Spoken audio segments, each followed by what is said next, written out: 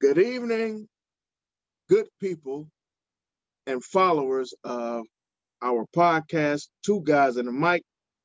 Today is apparently a good day. You can tell how I introduced the show that I got a little bit of energy that I might not have had. Normally, today is another Victory Sunday. That's 9 Victory Sundays, Sean? Yep, 9. 9 Count them 9. Victory Sunday. So I'm gonna tell you what any of that means right now, in a little bit, rather. Right now, let me introduce myself. I'm Ron Pierce, better known as RP. And I'm your other host, Big Sean. And welcome to Two Guys and a Mic on this very, very big, Victory Sunday. This has been a weekend of winning for me. So I felt really good coming into today. So if you guys are wondering what I got around my neck, I stole these from my wife. My wife is a figure competitor, bodybuilding, et cetera, et cetera. So these are her 3 first place trophies that she got over this weekend. So I want to give a big shout out to her. She won these 3 first places. She won the overall first place in terms of her points amongst the other competitors. So I'm like super stoked about what she did and all of the work that she put in. So shout out to my wife, Samantha Pierce. Yeah, that's huge, man. Shout out to Sam. Congratulations. Yeah, man. That's a really big accomplishment, man. That's good shit right there. That's big, man. So I just want to send a shout out to her before we get started. But so that was Saturday. But I woke up today. I don't want to say nothing ridiculous talking about I felt dangerous and none of that nonsense. That's kind of, and I know Sean hates cliches. If I did that, he would probably log off and I'd be doing the show. No, not at all. Not today, anyway. Not today, man. This was a big win today. As you can see, I'm feeling I got baked. So I got baked behind me today.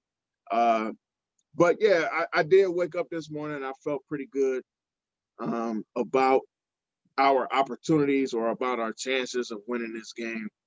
And I thought that we could pull it off. And let's be clear, we pulled it off. We looked good doing it.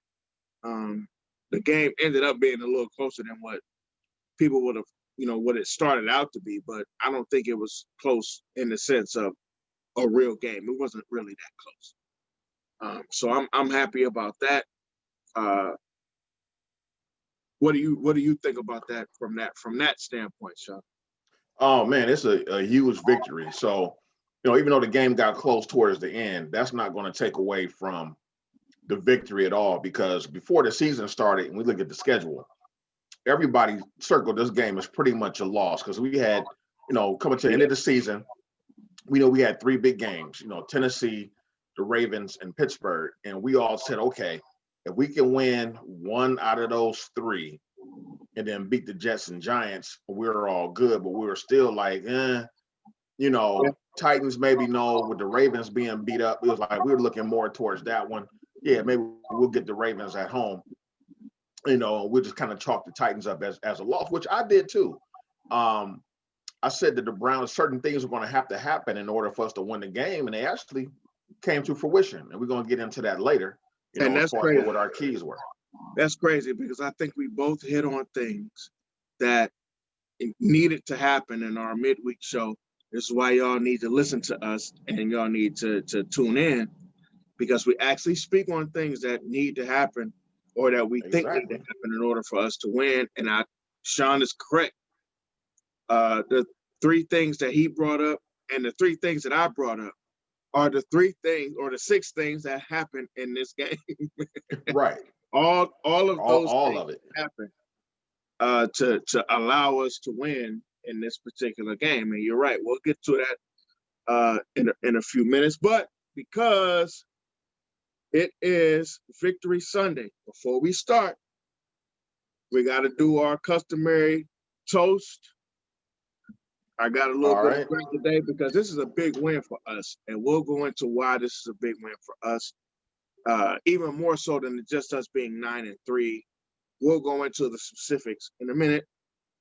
But my brother, we've done it for a long time. We've been here for a long time, man.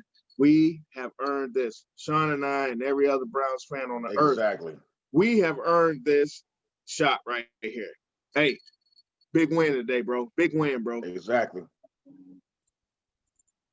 Pretty much secured our first winning season since 2007. So that's number one. That right there is number one. The reason that this is so big is because for the first time since we went 10-6, we didn't just secure a non-losing season. We just secured a winning football season. Yeah, I know people are probably giggling if you're listening. Oh, that's so cute, blah, blah, blah. Listen, I'll take it because Exactly. it hasn't been cute, and because it hasn't been easy, and because it hasn't been simple. So we brought back some of the usual suspects and still pulled it off this year. So my caps and hats off to the coaching staff and the front office. I put an article on our page this week that says everything that Sean and I had said earlier. Like, man, we might not, let's say we don't go 9 and whatever, don't secure a winning. We have full faith in our front office right now for the first time, and I don't know For how the first time in a long time. Like I mean, faith. real and actually real faith, not that, you know, not speculating how good they're going to be or whatever. Now we have like solid proof that these guys actually know what they're doing. They're not perfect. Nobody's perfect. But for once, we can see the light at the end of the tunnel. We're on the right path. And it feels good, man. I mean, it feels weird too, because I wish that the fans could really, really enjoy it. Could you imagine how crazy it would be Man, at what the stadium, especially coming up on Monday night with the Ravens what coming in town? what It would be a madhouse downtown. can you imagine downtown if this was a year ago or 2 years ago, where we Right. could all get out and really enjoy ourselves and go to whatever bar? Man, this place would be Exactly. ridiculous, and I It don't would think be people nuts. understand. It would Right. be so Everything now, cool. you know, as good as the Browns are playing, it still feels like with everything else going on, you know, it's still like a little bit subdued. Yeah, And I think people are like still kind of a little bit in shock too. You know, us being 9-3, that's just, I think it's only the crazy. hardcore guys have stuck through this, man. Right. Only now we're gonna pick up some of the bandwagon folks and some of the backseat folks. I won't call everybody a bandwagon. Some folks root for the Browns, but they just don't watch and they don't follow. I don't understand how you do one or the other. Yeah. And then you have some people that was so out of favor that they kind of just you know, fell to the wayside a little bit. And Yeah. in a way, I'm not mad at them. You know, It I'm happens. like, I get it, because Listen, why put we've had yourself our through this moments. torture? Do you remember? You remember when I boycotted? You Right. remember when I gave up my seats? I gave up my seats Right. and Yeah, you ticket. did. And You I did. said, man, I'm not doing this. And then they changed the colors and all that stuff. And I was like, man, I'm not getting out of this. So I understand. This is why I can't be mad at folks that, have the feeling of, man, I can't keep doing this. But the other thought that I have is I've been doing this since I was like 10, 9, 10 years old. I don't really know how to do anything else. And then I had the audacity to move next to the other most ridiculous person on the planet that was 10, and that was Sean. So he kind of stoked my ridiculousness. He kind of made me feel like it was okay to be this ridiculous. And we've been this ridiculous since we were like 10, 11 years old. Like we just been fully invested and fully about whatever the Browns are about. So, I mean, I think people think that we're just on this tangent because they may just be picking up the show now. I want to remind everybody, every opportunity that I get, I didn't just start this. Right. I'm 46. Exactly. I'm 46. I've been doing this since 1980. I remember Red Right 88. This ain't news. Yep. I've 5 been years doing old, this. sitting on my grandmother's floor watching us blow the Yep. game against the Raiders. I Yep. remember that was my first Yep. really I remember bad watching memory. Bernie. I remember watching Bernie and the 8-8 Browns play against Miami down in Miami. And I we were watched that up game. and blew that game. And we blew that because we was up 21-7, and we Yep. blew that game. So how do you remember that stuff and how do you know that stuff unless you're there? You know, I remember the game against the Jets in '86. Listen, I have done this for a long time. This today, what I saw today and what we have to present today is a long freaking time coming. It's a long time coming. And I don't want to hear about, oh, if you follow the Ravens, you know how this. The Ravens ain't the Browns no more. They're done. When they left, they were gone. 95, it was over with, and that's it. So I'm not buying into that level of speak. We are the Browns. We are from Cleveland. We'll never go to another team and root for another group of people. To me, that's what real Brown fans believe and feel. So I'm not doing it. This iteration of the Browns is my favorite team. So that's the team I'm gonna always root for, no matter how long it takes. And let me tell you guys something. It's taken a long time, but I like what I've seen. I like what I continue to see. And I think we're gonna be okay. Finally, I think we're gonna be okay. Because they came out and showed some heart. They showed no fear. And that's what I was looking for, man. They came out and showed no fear. Let's get to the game. Now, there's a reason I got my guy behind me right now. It ain't just because I'm the biggest. And again, this is why you need to be following the full show. Because if you guys were with us from day one, you'd understand we've been hard on Baker. We've given Baker not unfair grief, though. We're not unfairly, fair. attacking fair criticism. Yeah, it's fair. We're not unfairly attacking Baker. We are actually saying what Baker doesn't do well, and we're actually pointing out things that he still doesn't do well. And we still do it. We'll do it today. We did it last week, as a matter of fact. Today might have been the most perfect game I've seen Baker play. It is. Today, I don't care. It is. Look, I know he played that great game against, or that great second half, and definitely the great fourth quarter against the Bengals when we came back. This might have been the best and most complete game that I've ever seen Baker Mayfield play. I agree with you 100%. And that's real. That's why I got Baker behind me right now. So today, to kind of piggyback on what Sean said, one of my first notes, seriously, I take notes when I watch the games. I just want to sit down and write down the things that I see and I thought that I was going to see. My first note is, what a great opening drive. That opening drive was so unlike anything I've ever seen of the Cleveland Browns in my existence. I said today, when I woke up, one of the things I said today was, today will tell me a lot about Kevin Stefanski. Today will tell me a lot about Kevin Stefanski, because Kev is going to have to figure this thing out. We've already lost in a pretty bad way to the Ravens. We've lost in a pretty bad way to the Steelers. We got off to awful starts. Like, we got off to bad starts. And that was the MO coming into the game, was that the Browns could not beat a playoff caliber team. We beat up on below 500 teams, and we weren't ready for prime time yet. And that was the thought process coming into today. And I couldn't disagree with it. I would like to have disagreed with it, but I really couldn't. Like, just I mean, the proof is in the pudding. They hadn't done it yet. And we talked about that on Wednesday or Thursday. I'm sorry. We talked about that in our midweek show. We said, yo, at some point, you got to figure this thing out, man. And the opening drive told me so much about how they prepared and how they planned this game. It was crazy. Like, I mean, they hit on everything early. Everything. Whatever play they ran, they hit on it. Boom, boom, boom, boom, boom. Opening pass to Jarvis. Run with Chubb. He got 4 yards. Right. You know what I mean? Like, it was came out aggressive. Remember what I said too?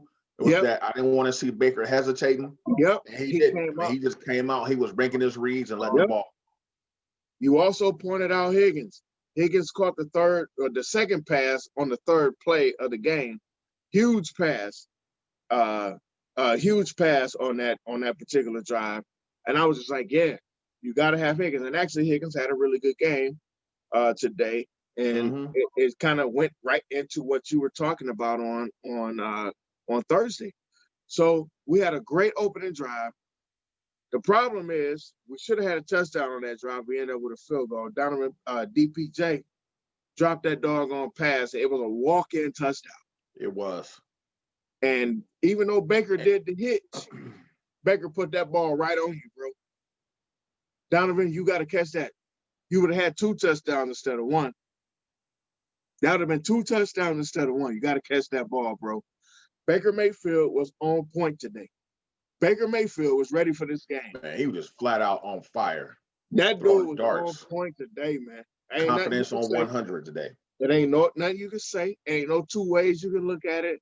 You could try to make an excuse, and you could try to say this, and you could try to say that.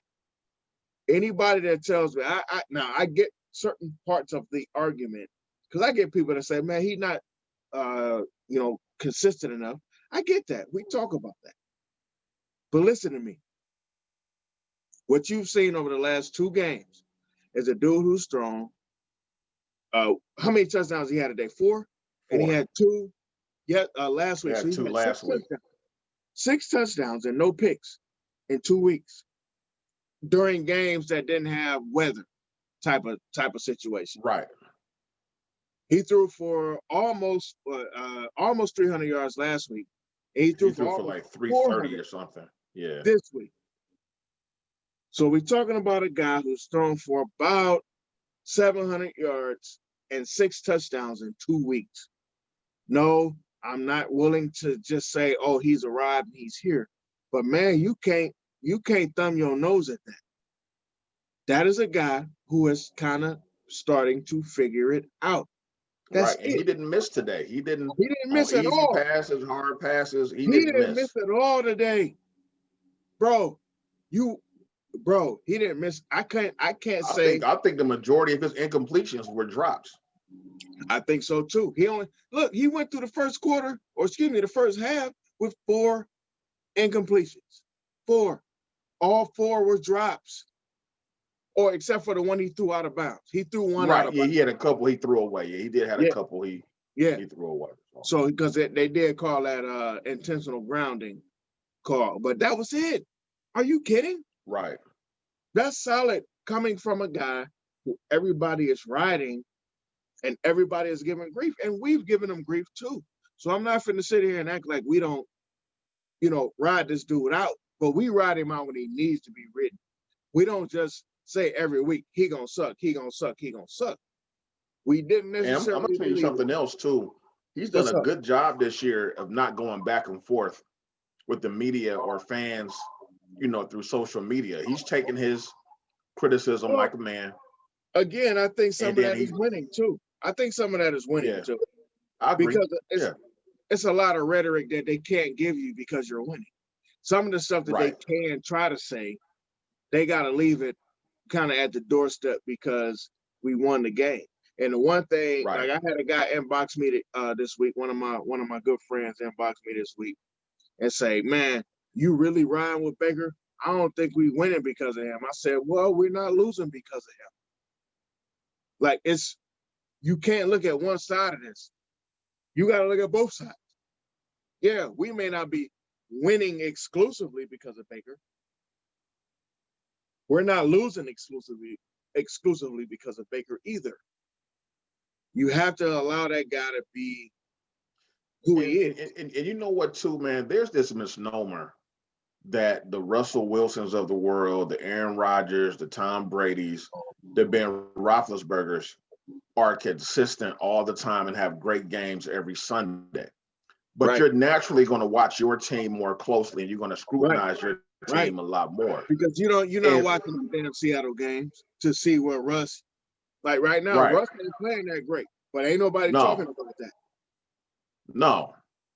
And that's what happens through the course of a season or even a career. You're going to have those lulls where you just aren't, 100%. Now, the difference is what a Russell Wilson will do a lot of times, even when he's struggling during the game, he's going to make 2 or 3 days Yeah, during the game absolutely. that may help Absolutely. his team win. But And that's what you want. that's what you're reaching for in terms of who your quarterback is. Absolutely, bro. Absolutely, bro. You're looking for that guy to make that play or that throw to make that situation better. Right. You know? And we don't always have that. But the one thing I've started to say as the season has gone on is I'm gonna give Stefanski, Alex Van Pelt, the quarterbacks, coaches, and all that stuff, the opportunities to work with this kid because again, I was very, very hard, and Sean to tell you, I was super hard on Tim Couch. Now, I'm not saying that Tim Couch is some savant or anything like that. What I am saying is, I don't know that Tim Couch would have been so bad had he had the same situation for the 3 or 4 years that he was here. I think that Right. he could have played better with a better setup or with better, damn sure with better players. He didn't even have a great offensive line. His Man, offensive if line, you go back and look at that roster, that those yeah, first it was like 3 years, awful. it was terrible. It was awful. So they didn't give him anything to grow with. So I understand as I've gotten older, as hard as I was, and Sean to tell you, I've destroyed. I've And absolutely destroyed the whole city Tim. destroyed Couch. I destroyed Tim Couch. But as I've gotten older and really started to kind of put that thing in some level of perspective, and maybe it was the hindsight perspective, and everybody's correct in hindsight, or most people are correct in hindsight. The hindsight says that this dude wasn't as bad, and I think that Baker will go down in that same ilk if we get rid of him or we don't pick up his 5th year or whatever. You guys will come back later and be like, man, we should have held on to him. But I think that it's starting to show up. I think that this is what they wanted. I think that they wanted to draw him back a little bit to give him a little bit more because today should have been all about the run game, right? Right. You got the two best run games versus the, banging heads against each other. And today we kind of pulled back and it was more about the two best play action teams. Right. It became about the two And best that's play action. and that's my thing. It was, everybody is like, well, we got to run. But if Baker Mayfield is going to be our quarterback, our future quarterback, when they take that away, he's going to have some games when it's on his shoulders, when it's all about him. And it's starting to come around when you're starting to see that. And I saw it his rookie year. Yeah. And that's why I wasn't so quick to want to dismiss him. Because I've seen legitimate flashes of him being, a really, really good quarterback. But like I said before, you name me one quarterback that's had 4 head coaches in 3 years Nobody. It ain't that's many. been successful. It's not many, bro. So I say just everybody needed to take a deep breath and kind of just let this thing play out and let's see if he develops. And everybody's version of a good quarterback ain't always going to equal out to be what we have from Baker Mayfield. It's always going to look somewhat or kind of different. Baker I'm 5'10". I always say this all the time. I'm 5'10". I always give my specs. I'm 5'10", 195 pounds. I'm not trying to play no damn quarterback nowhere other than artificial quarterback outside on the street. But Baker is a little bit bigger than me. He's like 6'1", probably like 215, 220. We're not that different in size. Like if you saw me and Baker sitting in regular clothes, you probably wouldn't know the difference between the two of us in terms of our size. We're very similar in size. So you look at him and say he ain't your quarterback or he can't be a quarterback or he can't do this or that. You don't understand the mechanics that it takes to do what this guy does. Baker Mayfield is a quarterback, and he can be the quarterback of the Cleveland Browns, and he can win. We just have to relax, stop acting like we win every year. Right. Stop acting like we can't understand why we don't know how to win. We don't know how to win because we ain't won. We ain't So won we're nothing. learning to win, and this team is We learning don't to even know win. how to throw a parade. Bro, at all. Y'all threw a parade for an 0-16 team. Are you kidding Right. me? And I'm just saying, So even with the Cavs parade, like the Cavs parade was raggedy it as was all get out because the city had never won anything it and they was didn't know crazy. what they were doing. Listen, but you know what? They were just so happy that we won You're something. That's right. why it was raggedy. All That's you why it had was was a raggedy. million people. You had a million people in the I middle of tell the you what, street. it's gonna be at least 2 million people here if the Browns win anything. Right. That might be more than that. I mean, it's gonna be it's gonna be graves that will be opened, and these people will be there at that damn parade. So Right. okay, so I don't want to get too far because I'm so excited and I'm so I'm just like giddy at this point. So let's go back to our midweek show and talk about some of the things that we said were the keys to this game. So one of my keys was the run game. The run game has to make an impact or be an impact, as it has been all year. Baker has another decent weather day, and he has to play smart and mistake free. The doggone defense has to show up big time. I think I actually incurred a few people's names. Andrew Zendejo was one of them. Andrew Zendejo played good today. I couldn't He believe did. it. He Yeah, made a he couple did. plays today. He made a couple plays. I said, man, I just need you to be a decent football player. Yep. The three things that I called for actually happened in this particular game. And like we said at the open of the show, when Sean runs down his three things, everything happened like we thought. The defense showed up. Baker played better than Baker has ever played, and the run game did what the run game does because that's what's going to draw the defense in. Yep. So what were your keys for the game on My Thursday? keys, one was I said we had to create some type of turnover. Either We did that. I say either turnovers or a big special teams play, and we got the turnovers today. We did Other that. key was Rashard Higgins. I said we needed somebody to step up opposite the juice and have a big game to free some other things up. Hollywood He had was a huge game. big today. He got Right. I think he had 4 catches, 92 yards, and a tug. Yep. And my other one was I said we had to come out and not show any fear. We had to just go at them. We came right out. That's what we did, man. We came right out the gate. We put the pressure on them, and that was a difference. Honestly, that might have been the tempo part of it. Was the difference? Right. And I don't think Tennessee, the way they played the game today, I don't think they respected us. I think they thought we were the same old Browns, and we were gonna come in, be scared, and lay down. They thought we were the 42-17 Browns.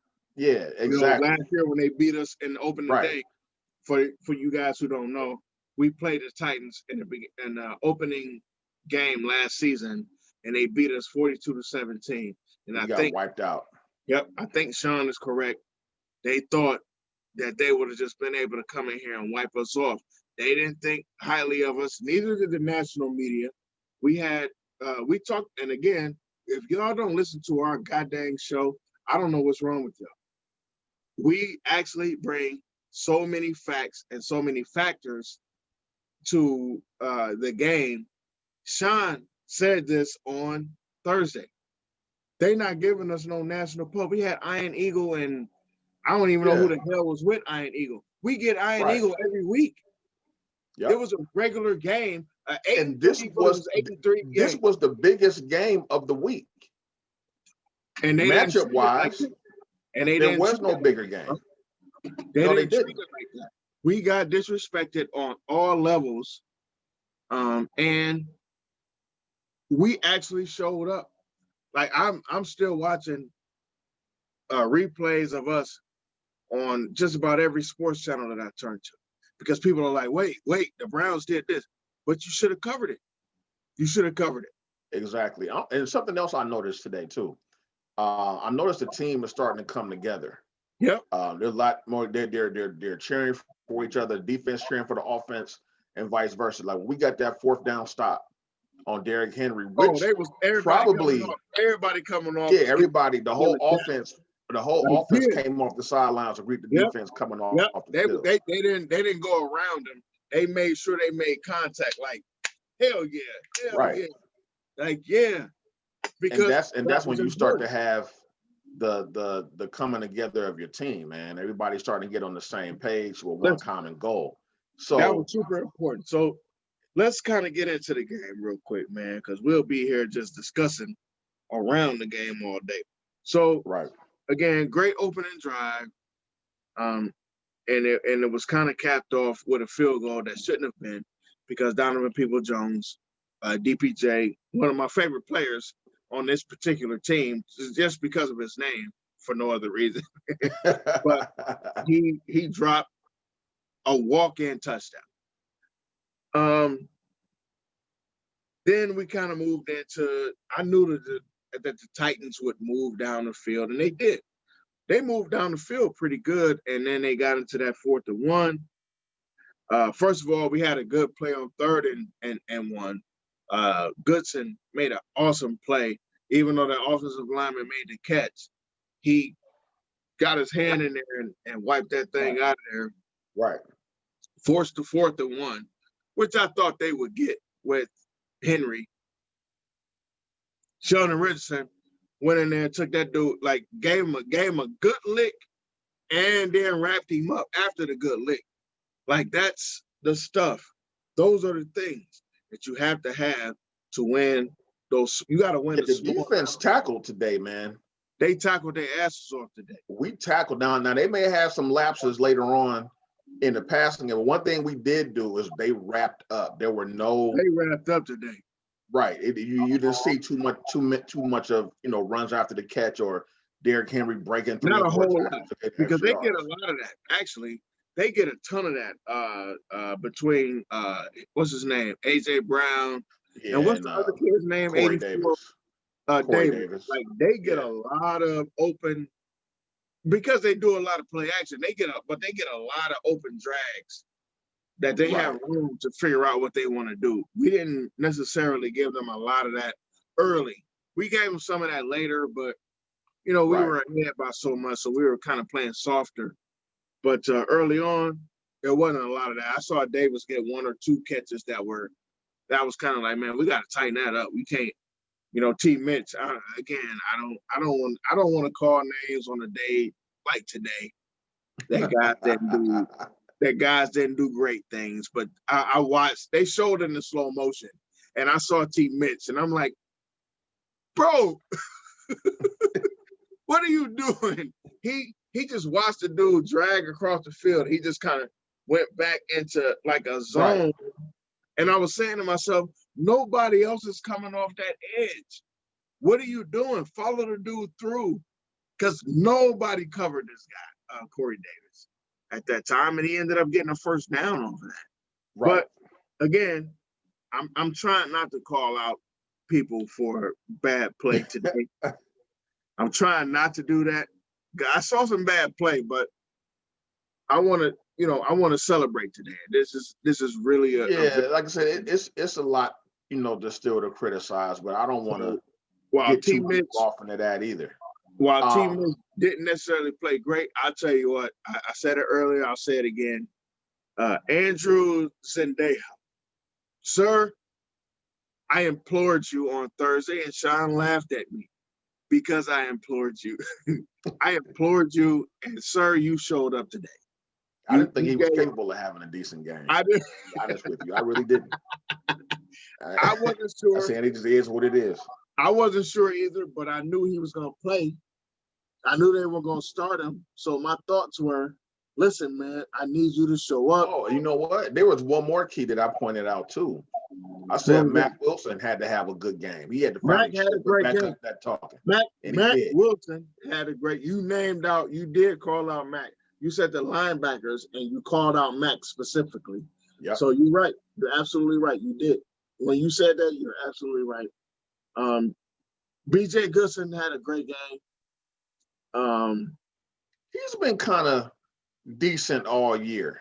he's been He decent. hasn't been great, but he's been solid. Yeah, Kind of like feeling that basically he's just doing what Joe Schobert did. and he might be slightly better, only Right. slightly better. And I only say that because Goodson is not a veteran like Joe Show was. So he might be a little bit better if you once he starts to understand how that position works, Right. especially once he gets better players around him. We had 3 turnovers today. So again, that goes right back to what Sean and both, Sean and I Another both big one in the spoke first about. half. We killed any momentum Tennessee had. We killed it because we went up. So after we stopped them on 4th and 1, we went up 10-zip. They coming right back down the field. Then who stripped the ball? Was it It was, a linebacker? I can't remember who it was. I think it was I want to say it was BJ, but it wasn't BJ. It was No, it wasn't. hold on. He was a It guy was, who doesn't play a lot. he don't play that much. It was a rookie. It was one of the rookies. Hit him squarely too, and he dropped a rock. Now, all week I have been hearing from other, I listen to other sports shows just like you do, that he does his best work on the outside. This was an inside run. So when when you're running on the inside, you get more contact.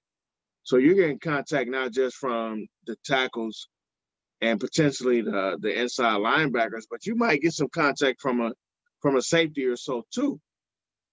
Right. So that was an inside run. That was an inside run where he got a lot of contact. And I mean, this dude hitting square. Like when they picked up the fumble, when I saw Carl Joseph pick up the fumble, in my mind, I was like, man, I don't know that was a fumble. Because it kind of happened as you see the play, it happened to our face, but it was to the running back's back, happened to Henry's back. So we couldn't see it. But when they showed the other side of that, man, that dude picked that thing clean. Yeah. Like picked it cleanly. Yep. So, Sure did. We had 3 turnovers today. Again, something that Sean spoke about on our midweek show that we needed to have turnovers. And it should have been more. It should have been like 5. Probably could have been. We had a couple of interceptions got overturned because of penalties. Yeah, guess who got one of them? Andrews and Dale. Right. Yeah. Right. Like sure did on that deflection. Like, what? Zendejo was right there. He was right there. That's why I'm giving him. They called that bogus. Yeah. Defenseless receiver. He went up. He missed the ball and he got walloped. He got hit. What are you supposed to do? Not hit him and catch the ball? I don't understand that call. But anyway, so yeah, man, we jumped up quickly, 17 zip, and they came right back down the field. It was 17-7. Yeah. Then we come back and score. We score again. I think that might have been the Donovan Peoples-Jones touchdown. That was quick. It was a quick touchdown too. That double move. Incredible double move. Now, bro, tell me this, man. As a Browns fan for 3,000 years, tell me how great it was when you saw Baker throw that ball and you saw that receiver looking like he was going to catch that thing and run into the end zone. Tell me how. Because a lot of times the ball being there and we don't know if we're going to catch it or not. The old Quincy Morgan days, old greasy hands, or Braylon. The ball was in the air, he's wide open, but you have no idea if he's coming down with that ball or not. Look, Braylon was like Reggie Langhorn. He'll catch a pass on 8 people. Right. But if you throw it to him by himself, you're like, oh, man, what are you doing? Exactly. Like, I couldn't believe when I saw that pass. I said, man, if this dude dropped this, because, he had dropped one earlier. So my thought process was, man, if this dude dropped this, but I was sitting there, I was like this. I was on the edge of the couch. And my daughter thought something was wrong with me because I was sitting back. I was sitting back like this, and I saw it, and I sat up just like this. My daughter was like, what's wrong, Daddy? I said, shh. Oh! And I jumped up. She was like, what's wrong, Daddy? I'm like, baby, did you see She should know you by now. I'm like, did you see that catch? And she goes, Oh, it's the Browns game. I didn't know that that's what was wrong.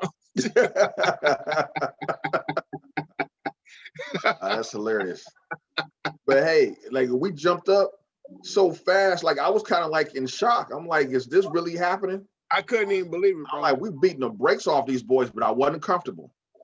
But what At did no I say? point. If we get up early, I said if we get up early or if we get up, that would be a great thing. I said that on the Wednesday show. It'll be great. Yeah, you did. It'll be tenuous for us, but it'll be a great thing because it'll take away the aspect of Travis Henry. I think no matter what they do, no matter what Tannehill represents, I think we can deal with what Tannehill brings. Yeah. I feel like if we get down and this dude is the guy who's dictating the pace, it's a bad thing for us. So we have to take that away from them, and we did. We did. We absolutely did. You said the same thing. You said we have to take that whole position away from them. We have to be the dictators of the pace. Right. And You we just did couldn't that. have him just wearing on the defense for four Yeah, quarters. yeah, You we know. did that today, man. So, let's move to the second half because that's when things got interesting. So we went into halftime at 38-7. And people calling me, texting me, and I was like, look, it's not over. They're like, man, you being negative. I'm I like, said the no. same thing. I Same was like, thing. we've seen this. Came I've in over seen too here. many crazy things in my life. And I knew Came in over here. that Tennessee, they were gonna make some type of run. We weren't gonna pitch a shutout. Because we can't stop the pass. So and what we can do to stop the pass, we'll get into that in a minute. I don't want to ruin where you're building up to. Right. Second half, it just became a pass game, and our defensive backs just aren't necessarily equipped for what these guys can do. They're not physical. Like you got two big physical Yeah, receivers, them dudes are big. and without Listen. without Denzel in there, Yeah, we really didn't match up well. So after halftime, Tennessee goes right down the field. Brown and Felt Davis like 30 big, seconds. Yep, Brown and Davis are big guys, and they don't have a problem with T. Mitch. T. Mitch is, again, I hate to say this, he's my size.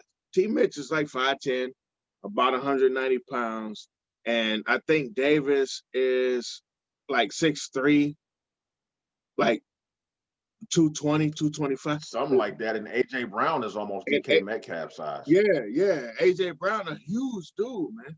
Like in terms of his strength. So right. You're not just pushing these dudes off the ball.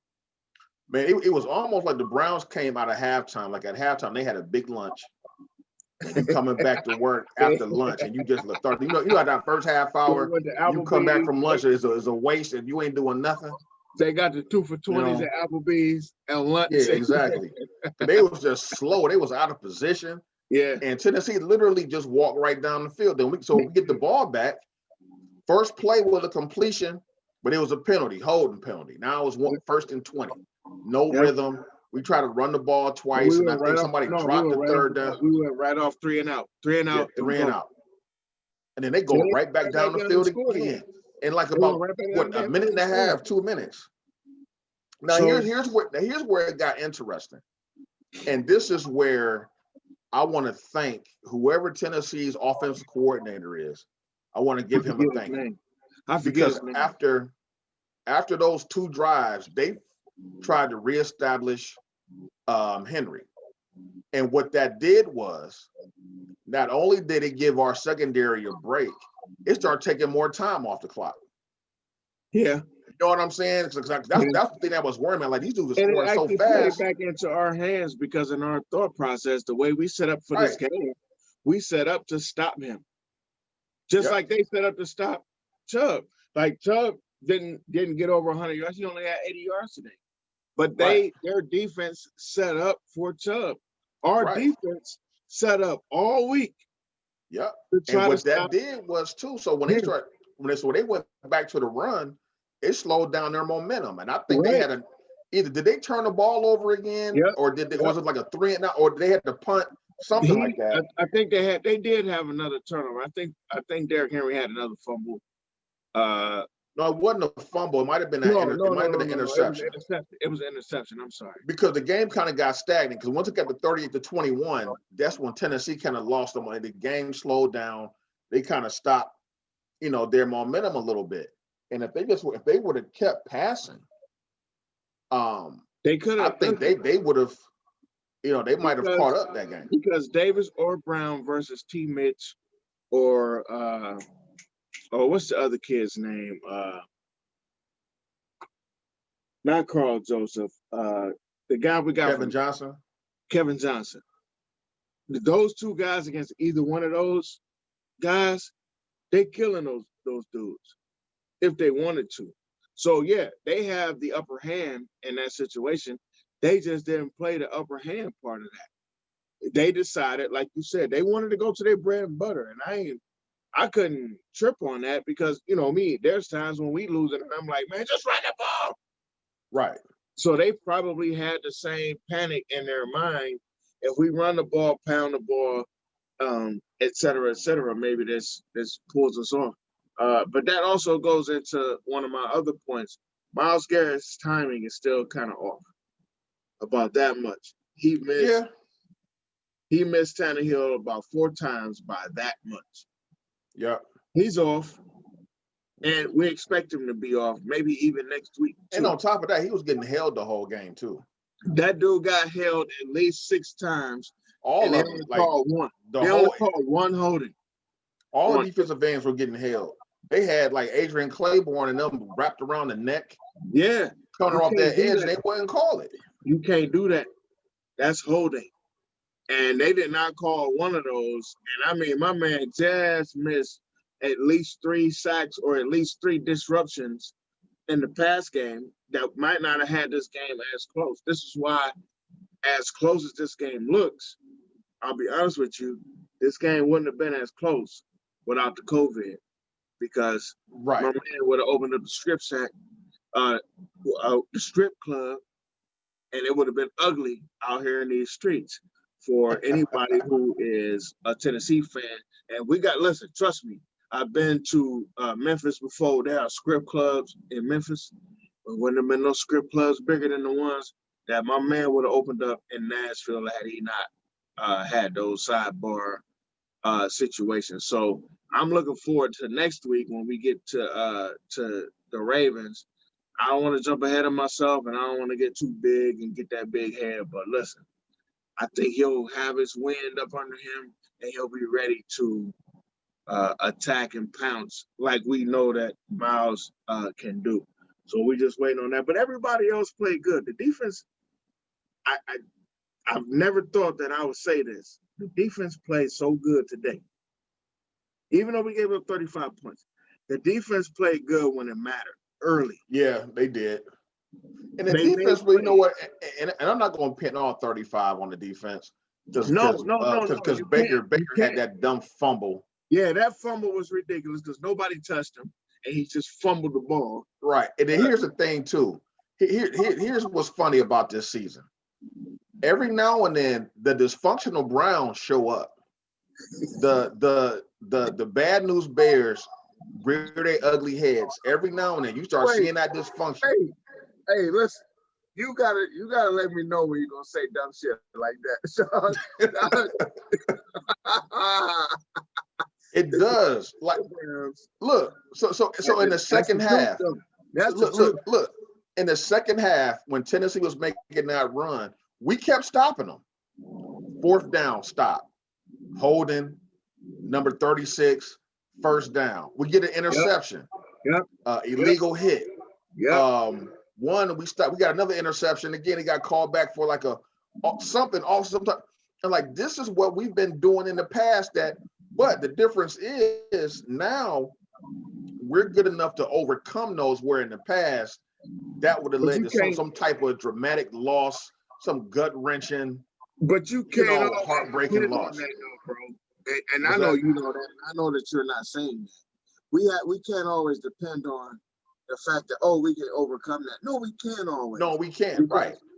One of the things that I said earlier when DPJ dropped that touchdown, we're not good enough Right. to Leave points on the board. leave points on the board. And one of my we're not. homies hit me up and was like, "Yo, it ain't no team in the NFL that's good enough to just consistently leave points. Like, you just gonna leave those points up there? It's only like one team, and that's Kansas City because they can get down up and down the field whenever they want to. Right. Other than that, there's no team that can just leave points out there. And there's also no team that when you going to close a game out and it's 4th and inches, you do a quarterback sneak. You can't fumble the ball and have them run it all the way back down to the 5-yard line. I'm like, this is incredible. You can't have that at all. That was a first down. You got the first down, but you also fumbled, dum-dum. Like, you have to play within your means. Yeah, that's what I mean. So, what this means. And that's the dysfunction that rears its ugly head every now and then. And that stuff we have to clean up. They're still not at a point where they get a team down like that and then just, you know what, we're gonna go ahead and just rip their heart out. Let's go ahead and just decapitate these dudes and get rid of them. But wow, I do not and will not disagree with you on that, because you know me, I've eviscerated Stefanski almost every week when I get an opportunity to about that kind of stuff. You're speaking on the same terms of things that I'm saying. You cannot just give that up. You have to always fight for everything like it's your last. And if you're gonna get that up, and if you're gonna, turn that ball over instead of running that clock out like you can, because man, that's Nick Chubb time. Right. That's Nick Chubb time. And Nick Chubb had some big runs in that second half. Yes, that led to that field goal we needed. Also, Baker Mayfield was making some huge throws on 3rd down. Huge, especially that one after that intentional grounding. And his 3rd and 15? Yeah. And he made a huge throw to keep that drive going. And we needed that. We had to have that first down. We had to get the first. Had to get that first. And listen, these guys made throws. These guys made runs. They made blocks. We lost turnovers and got other turnovers. Like, if the game was called without any penalties, we would have had about 6 turnovers. And here's what else I like too. Kevin Stefanski understands clock management. At one point in time, even though we were struggling in the second half moving the ball, he got to a point where when things started to slow down, we ran about 6-7 minutes off the clock, crucial minutes off the clock. And now he's finally calling screen passes to the running backs. That are working. We've been calling that for that all season. And now you see the results of that. Kareem Hunt had a big 3rd down screen pass where he got hit, made a spectacular play to get that first down and keep the clock moving. Finally, we've been, again, I don't want to keep going back to the obvious, but this is why y'all need to listen to the show. We've said this all year. We've said it. We're in week 13 this week. We've said this for 13 weeks about the Browns offense. And if you listen to us, you will get unbiased analysis. We're gonna be fair and honest about everything. We love the Browns, and we want to see the Browns win. So what we say isn't about us feeling a certain kind of way. Nah, we think this is what's going to work, and it helps protect your quarterback, and it helps preserve some of your offensive linemen because they don't have to hold up so much and so long. The offensive line played great today. Baker had pockets all day.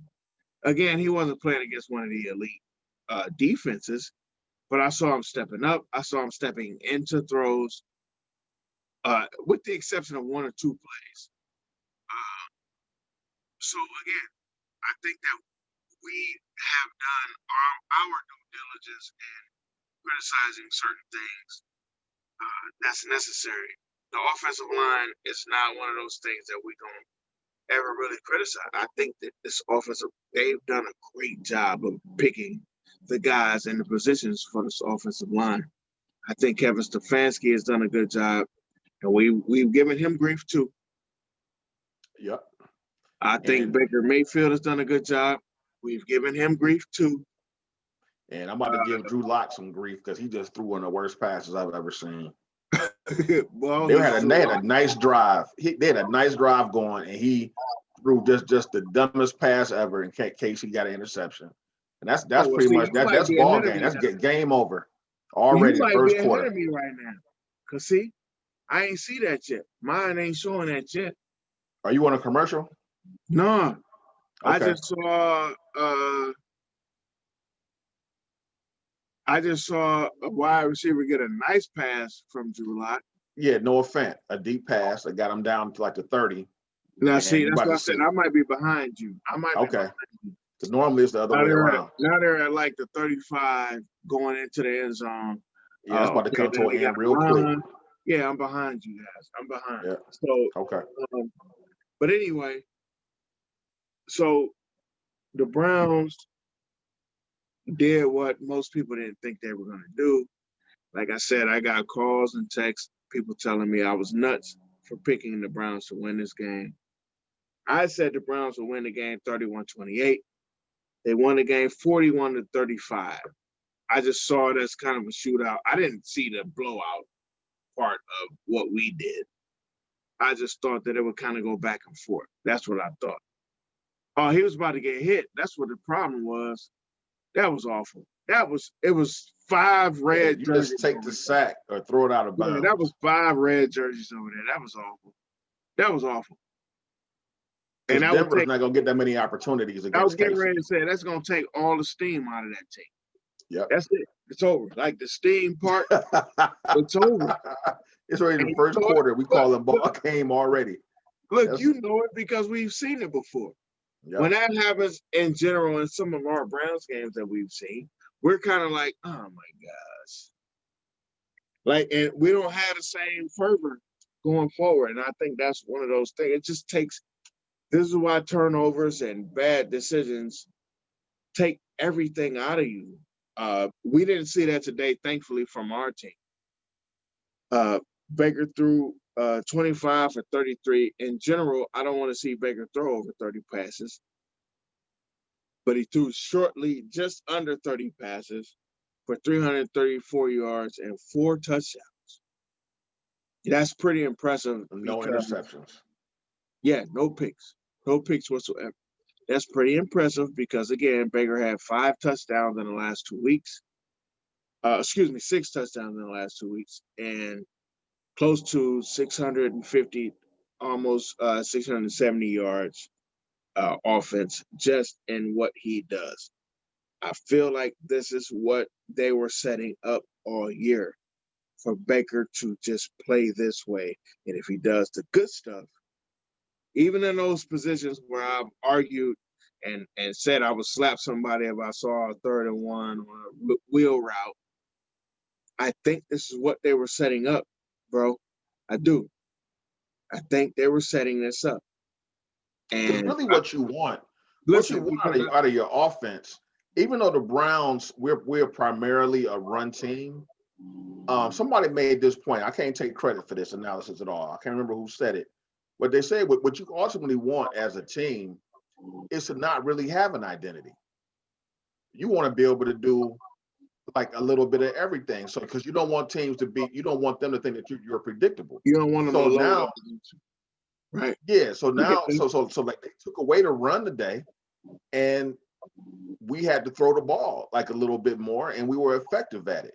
Just like how New England was for years. New England adapted to basically what the defense gave them. Whoever they were playing, they did whatever they needed to do.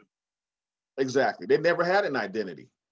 One of the greatest dynasties of all time. They did whatever they had to do that game.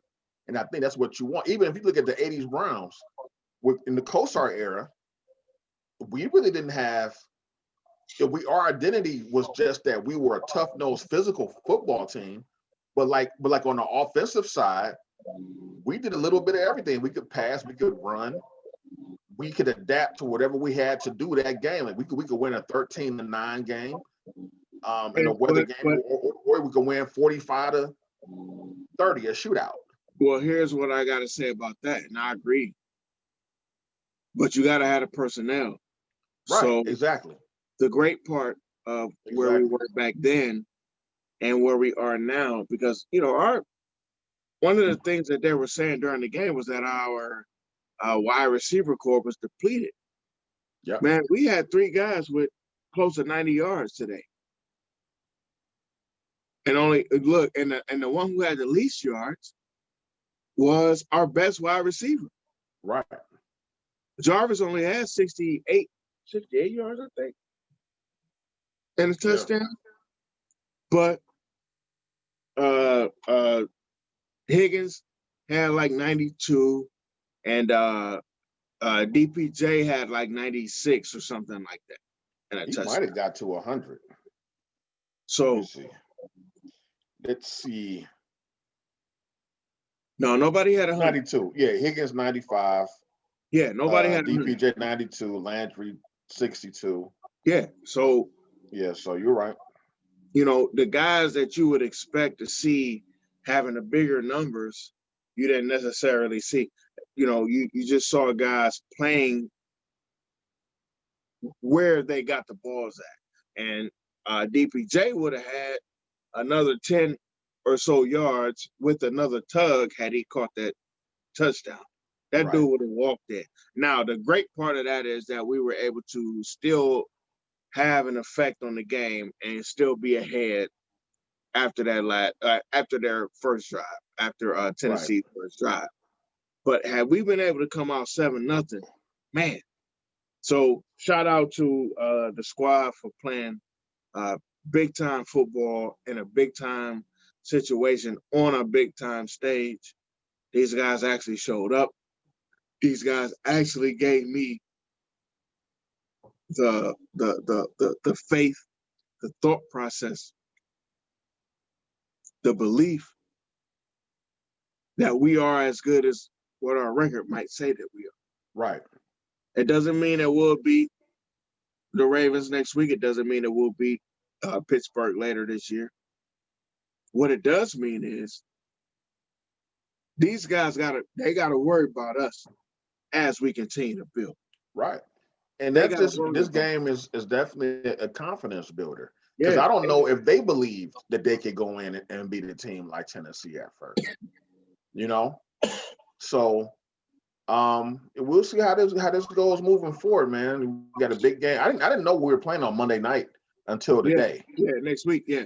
So now we will be in a national spotlight. Big game. I'm pretty sure. I can't even say the way stuff is going on with Baltimore right now. They might not even win Tuesday if they're not careful. That won't be an easy game for them. I don't care. I want to beat them whether they win Tuesday or not. Yeah, I want to beat the brakes off them because I hate them, and because they kick the crap out of us. And how great would it be to be 9-3 going into that game and then come out 10-3, and these not guys come out the playoffs? Will pretty much that's the thing too. Bro. Yeah, so if they come on, bro, now if they win, now you feeling where I'm.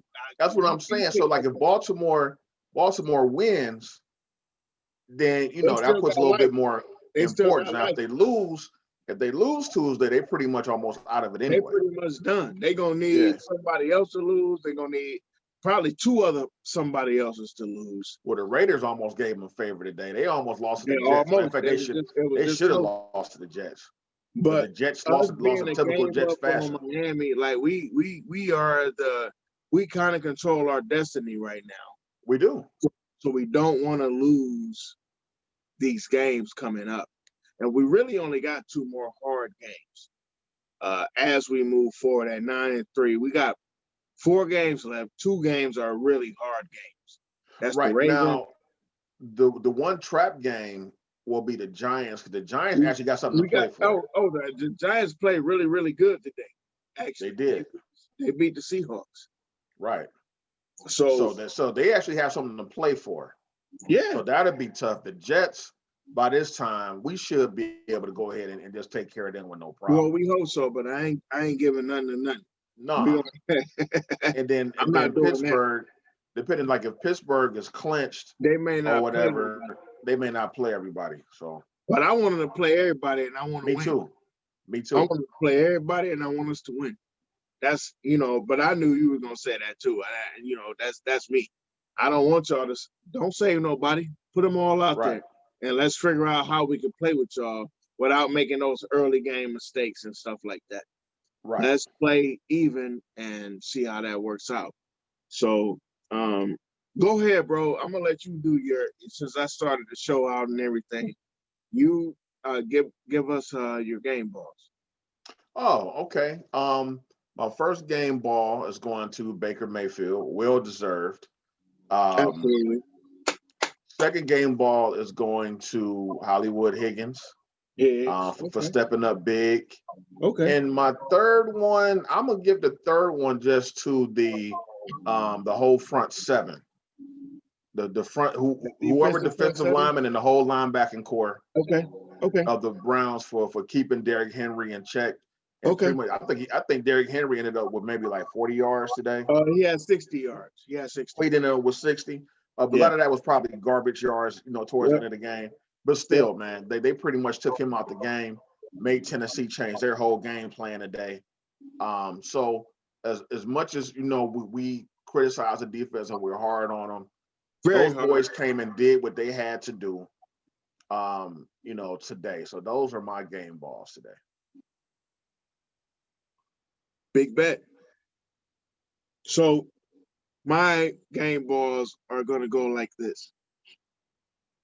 I'm gonna have Baker for the second time this year with the game ball, but he's gonna have to share it with Kevin Stefanski and his offensive play calling today.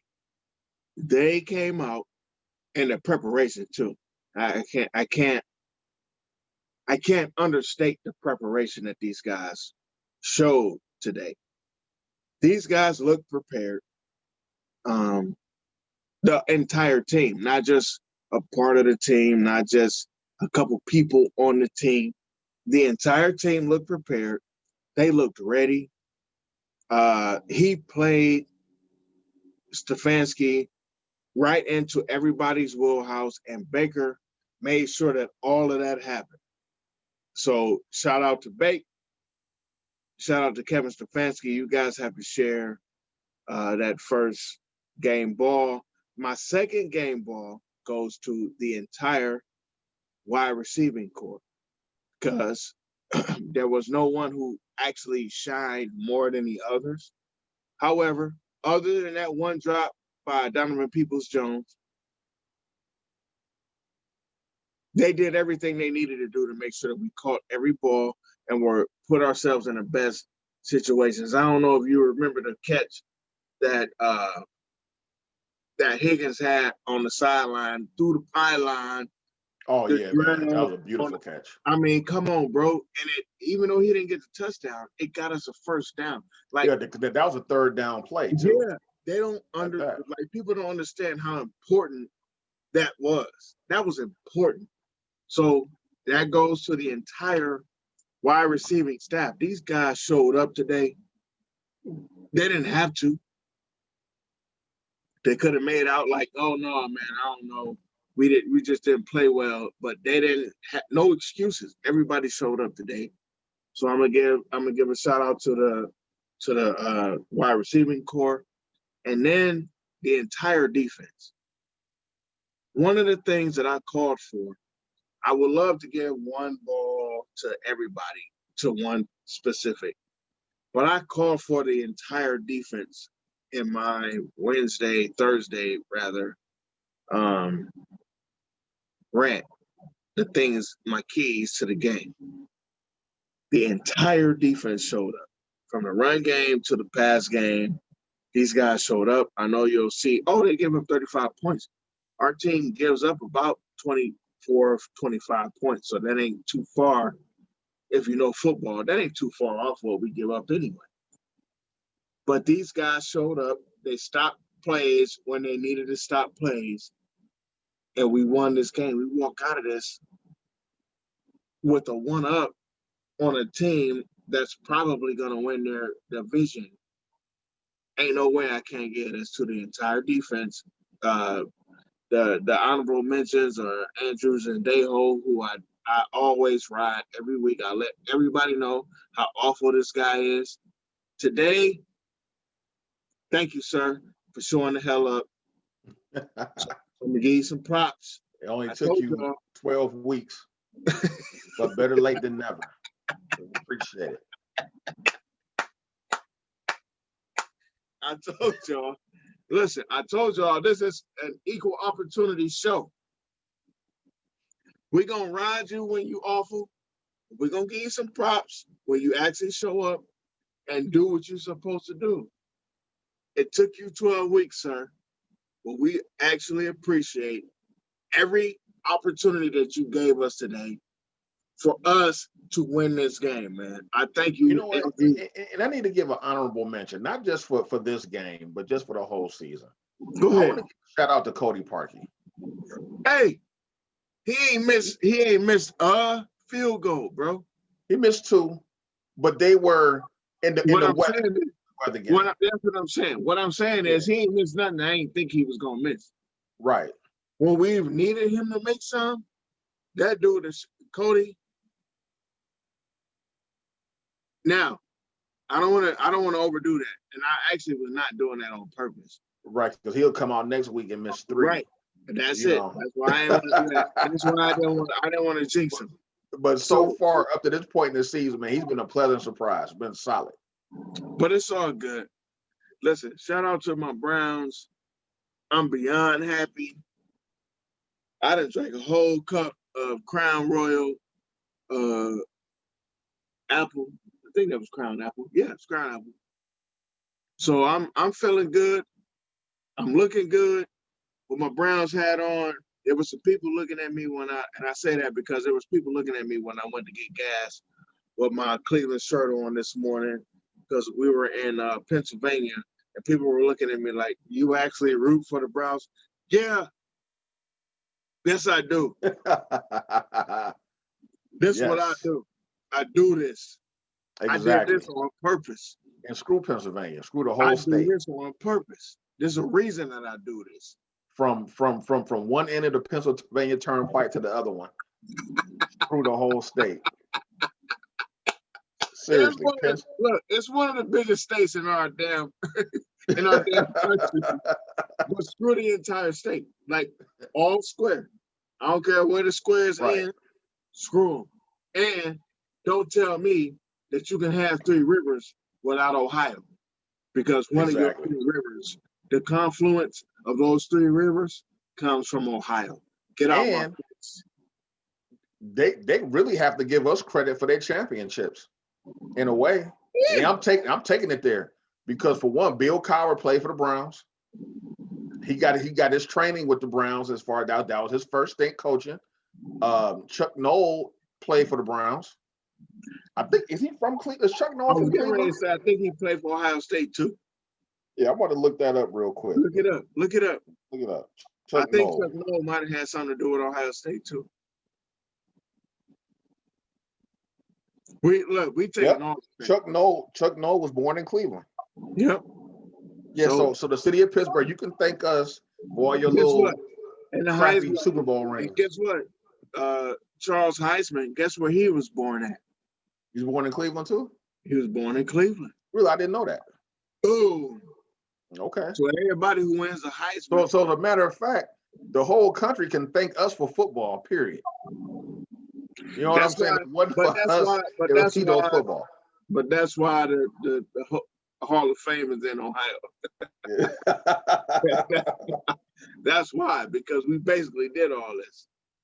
We did this. So, all right. And what did we get for it? Grief. Lord have mercy. Nothing. Lord have mercy, nothing but grief. Well, that's not true.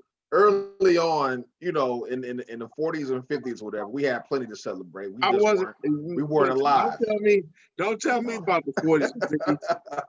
I was born in 1974. I don't know nothing about the 40s and 50s. I listen to my grandmama talk to me about those days, and I just Right. be like, "Oh, that sounds awesome, Grandma." I don't know nothing about it on a personal level. I just know, I've gotten stopped because, as I've said before, I used to travel for work. I've gotten stopped on the Las Vegas Strip, and people will say to me, I I've never seen a Browns fan before. You want to take a picture with me? I don't know whether to say yeah or punch the dude in the face. Right. Now, I wouldn't get stopped like that. I would just get, it would just start a I've gotten stopped. conversation. It just started a I've gotten conversation. stopped. They'd be like, man, it was like, you really are loyal to your team. I've Because I gotten think I would, stopped like because I that, think I bro. came out to Vegas one year when we were on 16. And people, so now I was standing in the security line. People were staring at me. It was like, you're really supportive, huh? And I'm like, yeah. You That's know, my squad. I've been I'm ride doing or it. die with this. I mean, I've this is been all I doing this. know. Here's You what else know, is crazy too. Here's the thing that really probably made me the most mad is that people in my own city were questioning me why I was wearing my Browns gear on a Sunday. People were like laughing. I always They're want like, why are you wearing that? I'm like, because it's Sunday. During a football Sunday, what other team am I supposed to wear? I always Period. look, always wear my brown gear. And This I'm ain't in the new. store, This ain't new. Neither is right? this. And I'm in the store getting liquor so I can be numb after we lose. Yes, I'm still supporting my team. Period. I used to tell people, like my dude say, man, so how do you get through a week in Cleveland? I'm like, what you talking about? Well, yeah, your team is so bad. I said, we get through a week like you get through a week. I said, what's Right. your team? This dude gonna say, I said, what's your team? He was like, the Raiders. This one I was traveling all the time. He goes, oh, I'm a Raiders fan. I said, so y'all won the Super Bowl since '83? Right. Yeah, y'all suck. Oh, well, at least we won one since '83. I said, yeah, but you suck. And he probably don't even remember it. But, come on, man. Yeah, he Come probably on. wasn't even born yet. But you know I'm what like, though? man. I think the thing that probably helped us the most was probably the Cavs. Oh, listen, If you think about it, the Cavs. Now that's I'll kind of say what this. got us through that. Now, first of all, I'll say this. I've always said this from day one. Nothing will change or nothing will be bigger than the Browns winning the Super Bowl. The Cavs could win 13 Super Bowls championships in a row. And the Indians could win congruent 13 championships in a row. While that would be awesome, it ain't nothing on earth that's going to be better than just seeing the Browns in the Super Bowl. Nothing. There's no way to make that equal. You can't equal that. If the Browns get to the Super Bowl, I couldn't care less about anything that ever happened. And if these some bitches win a Super Bowl,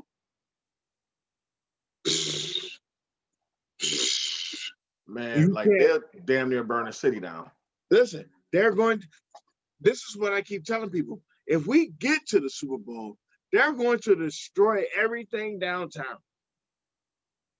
If we win one, Cleveland will no longer exist.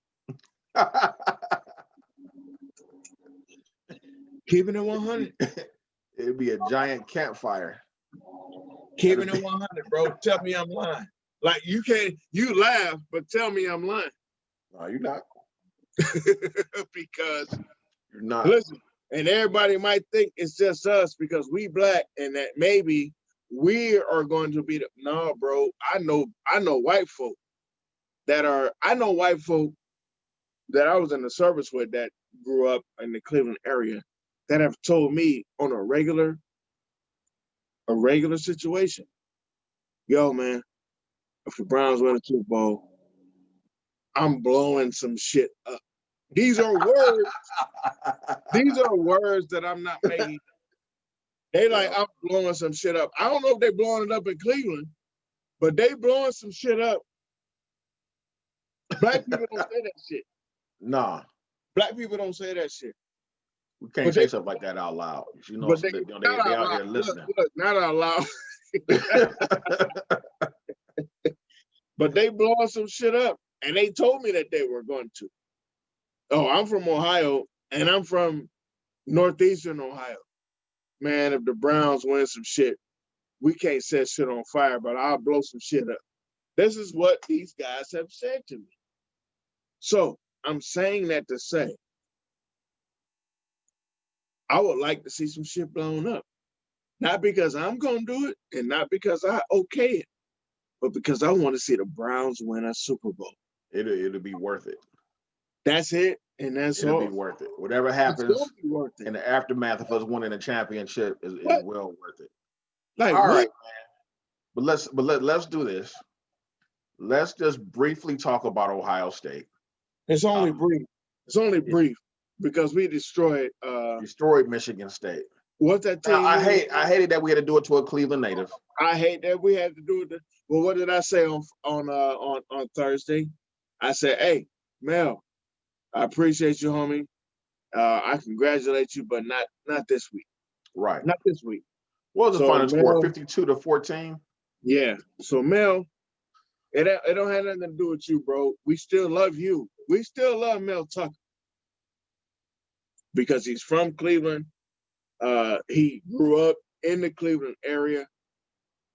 He's done everything Cleveland that you could ever even want an individual to do.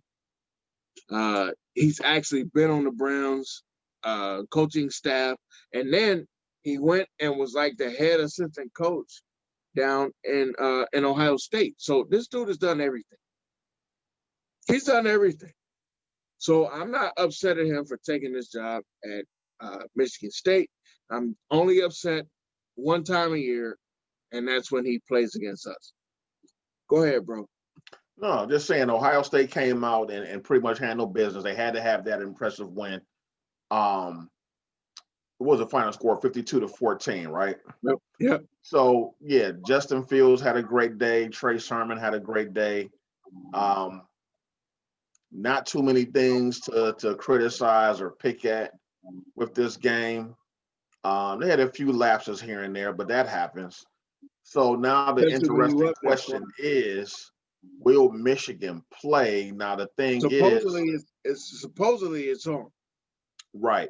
Now the thing is, if we don't play, they saying we wouldn't qualify for the Big Ten championship. But Barry Alvarez did come out and say if something happened and that game got canceled, they would probably change the rules to let Ohio State, because he said it's only right. It's that they're ranked number 4 in the country, have a chance to win a national championship. So he pretty much said that Ohio State, unless they lose, they're going to be in the championship game. What happened? Well, I'm just laughing at they showed John Elway up in his box, and he didn't have on a mask. And as Right. soon as He they put it made on the when the switch, camera came on. He was up there by himself. Why did he even have a mask on? Right. There's he just nobody threw up a there with mask him. on. He's in a private box by himself, masked up, drinking. But he threw a mask on because he He didn't want to did. get the team, fined. He want to be out of I was he didn't want to cracking be up out of like it was so compliance. quick. He was like, Probably got somebody in his earpiece and like, hey, John, you on John, camera, get that mask on. John, put that damn mask on, bro. Man. But yeah, I think we're gonna be okay. I mean, again, we don't know what's gonna happen with Michigan this week. And if we get that game, I think we'll be okay because I don't think Michigan can beat us. Michigan, this will be the last game of the season, and they're not going to want to be out there. They're not, and Just like Michigan State they didn't want to be out there. Michigan State, they didn't want to play that game Saturday. But it'll be the exact same thing with Michigan. They don't want to really play that game because they know they can't beat us anyway, and nothing's going to happen positively for them. And there's no, and this year for losing teams, unless you go to the playoffs, there's no reward. Half these bowl games are going to get canceled. Mm-hmm. Probably more than half. They already started canceling some of them. You know what I'm saying? So what's the Yeah. And value, that's what I mean. besides individuals, trying to get your draft status up? But But other that's than why that, Kirk. But that's why Kirk said what he said. What Kirk Herbstreit said wasn't the worst thing that you've ever heard. What he said was the truth. He said the complete, unadulterated truth, which was these guys ain't trying to play because just like you said, if we don't have anything to play for, why do we put our kids in the situation that they can take this L? What do we win from that? And we don't care right. who it is. And of course, you think we don't care who it is when you're not gonna beat Ohio State, and it's not gonna benefit you in any way. So it's parts of me that understands what they're doing. There's other parts of me that feels like, yep, that's what I thought because you're a bitch again.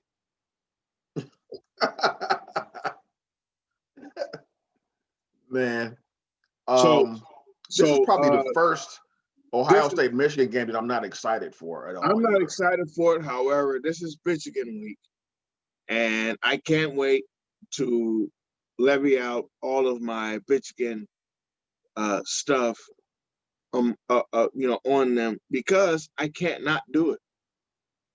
I've done it every year since I've had any level of social media.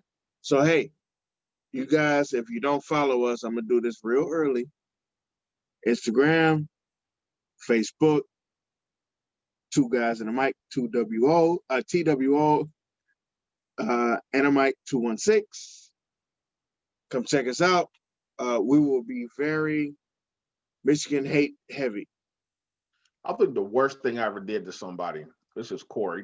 Corey is a Michigan alum.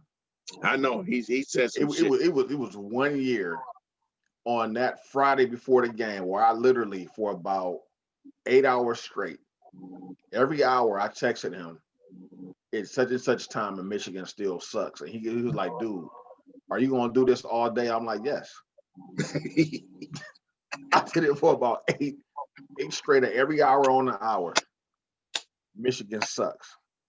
Ah. But now it's to the point now where it's not. I don't even know if it's any. It's still fun. Oh no, it's fun. But No, but it's but but fun. they're It's, so defeated. They're it's so not. It may defeated. not be fun. It may not be fun all week. It may not be fun, like all day.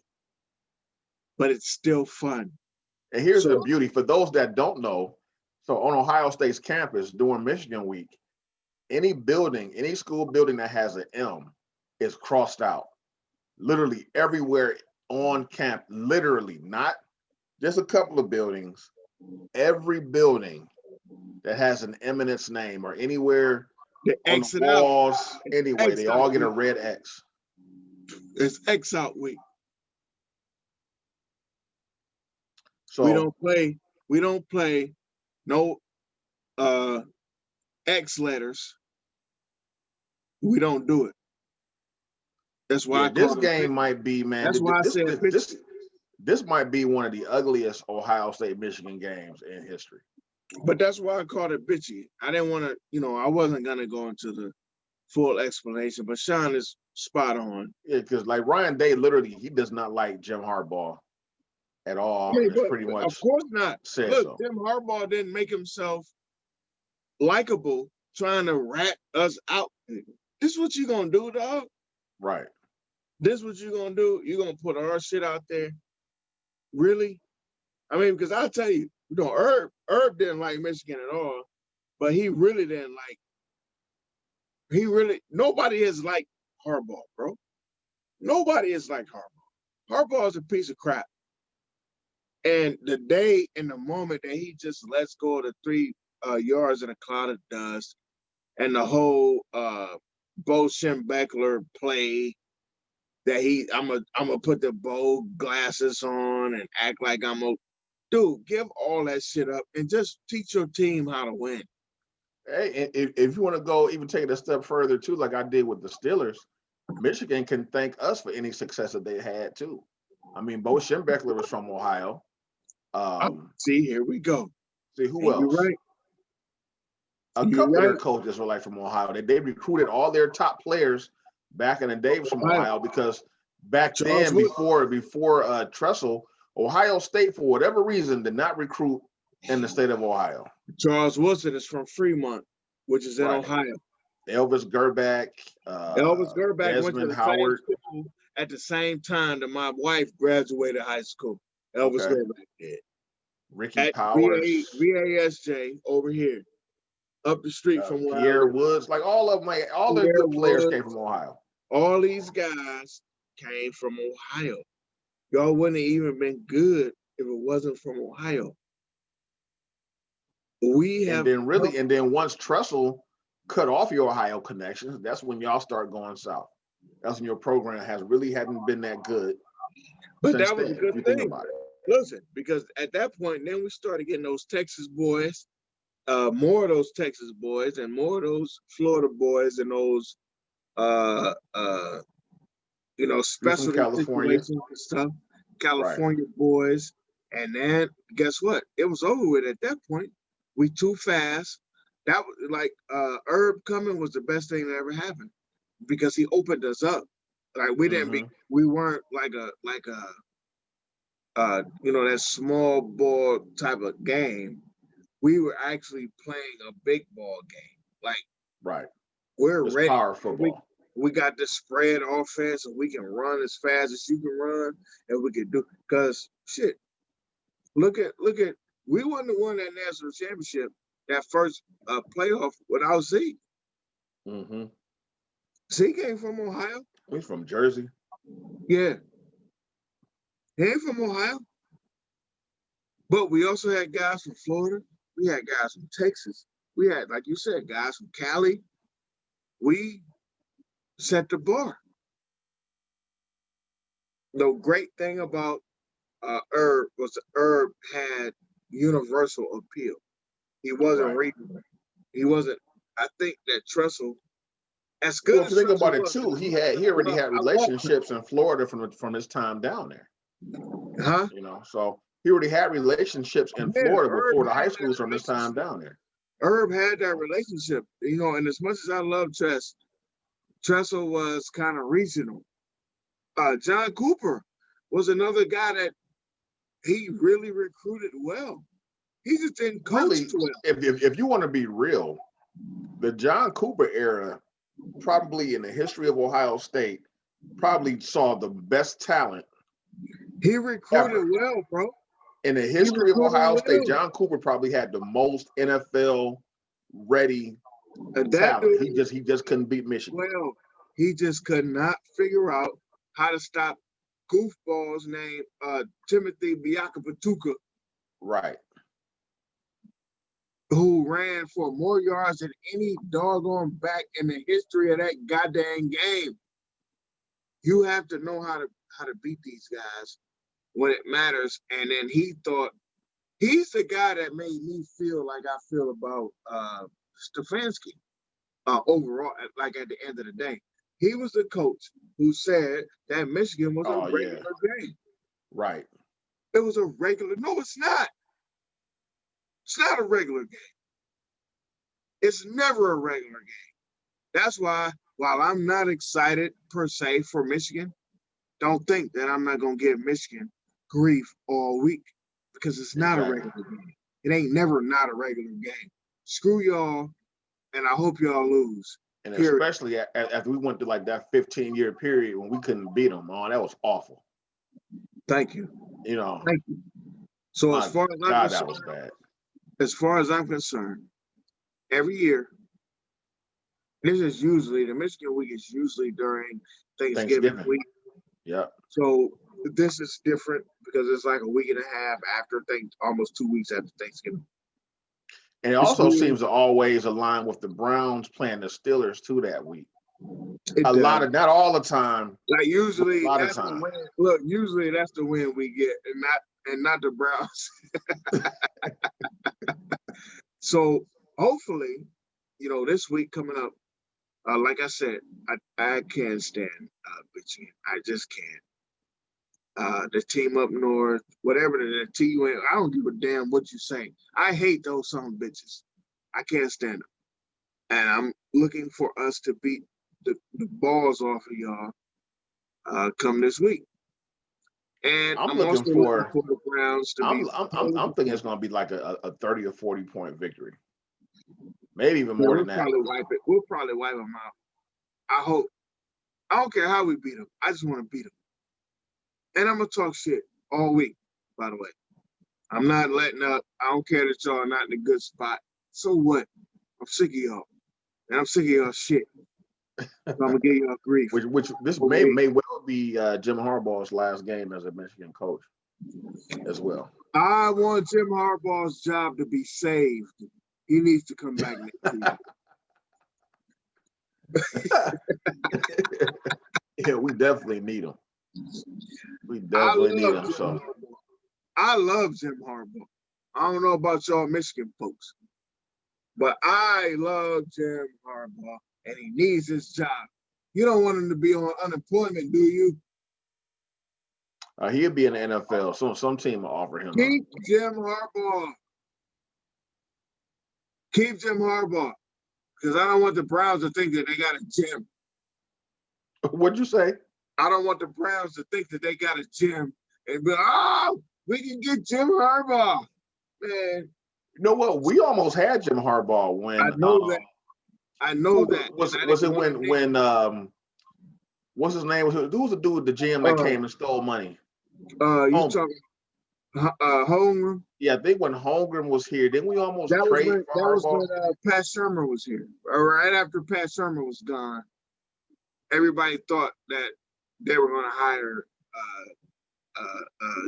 Harbaugh, and they did. Well, they were going to make a trade. Like, a lot of people don't know that you can trade coaches. That happened actually with Gruden. Yep. Gruden was actually traded from the Raiders to Tampa. Right, and I think what they did was, didn't they give Oakland draft picks and money, something like that, something weird. He went from Oakland to Tampa, and then he ended up winning the Super Bowl that year, or whatever, when it should have been Tony Dungy. Should have been Tony Dungy's, right?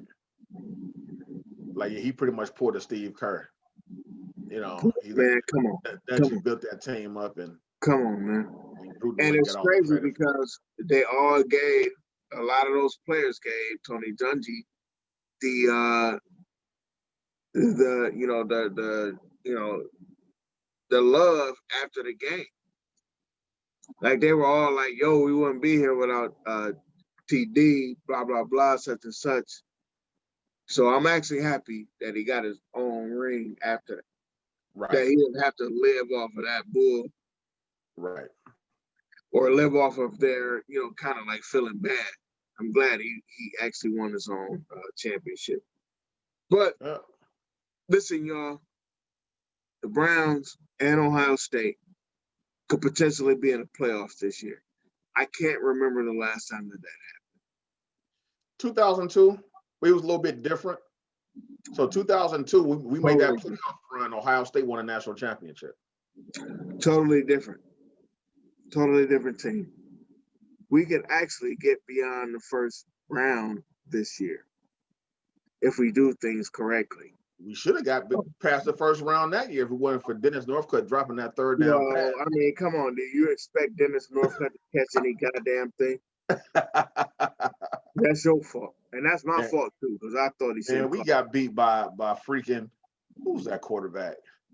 It was it wasn't Ben. It was no, it was before Ben. It was that bum that was like in that alternate league. What was his name? What was his name, bro? Hold on, let me pull up. I'm about to look it up. Yeah.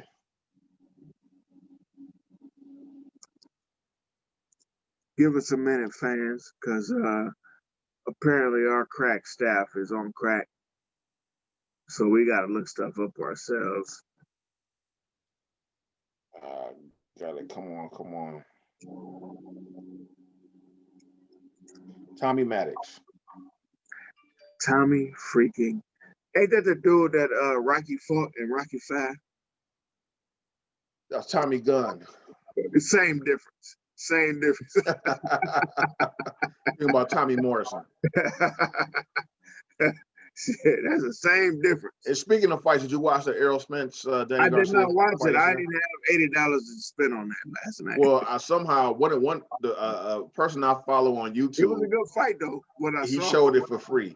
It was all right, man. It was just one of those technical fights. Because they're both really good defensive fighters. So it wasn't a whole lot of action. And Errol Spence just outclassed him. He didn't really beat him down. I mean, you know what I'm saying? He beat him He beat soundly. him, but it wasn't like You know what I'm saying? It's one of those technical fights.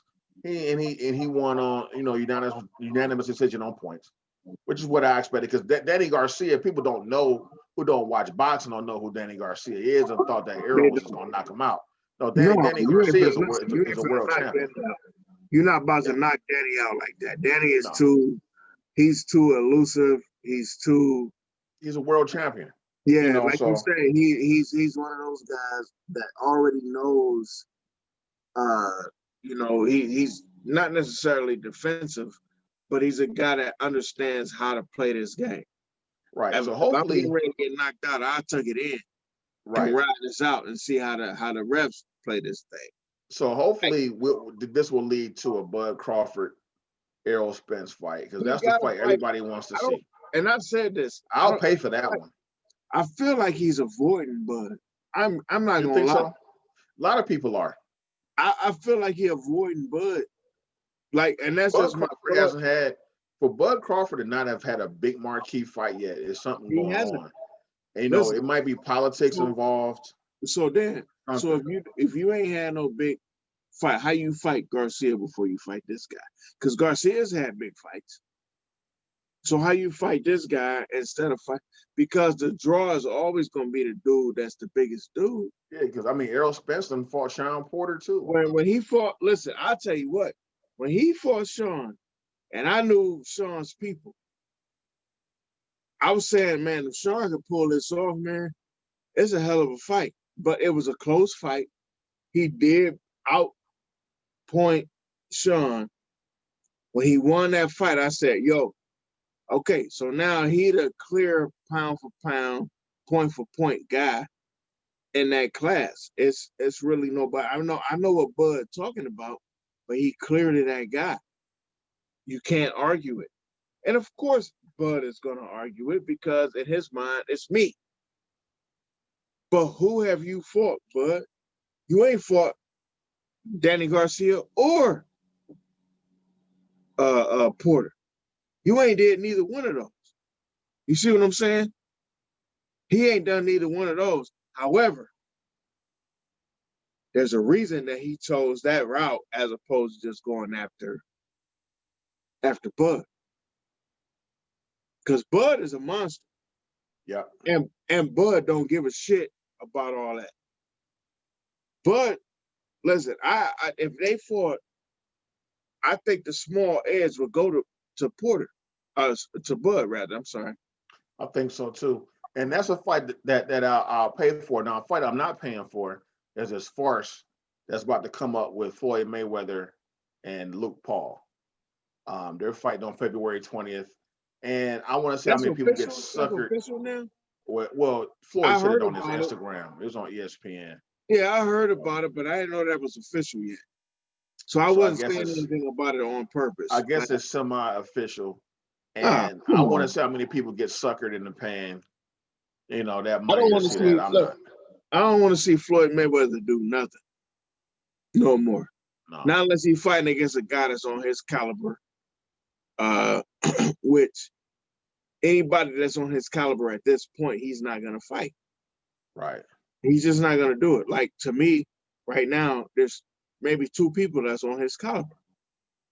Errol Spence and Bud Porter. He ain't finna fight neither one of them cats. No.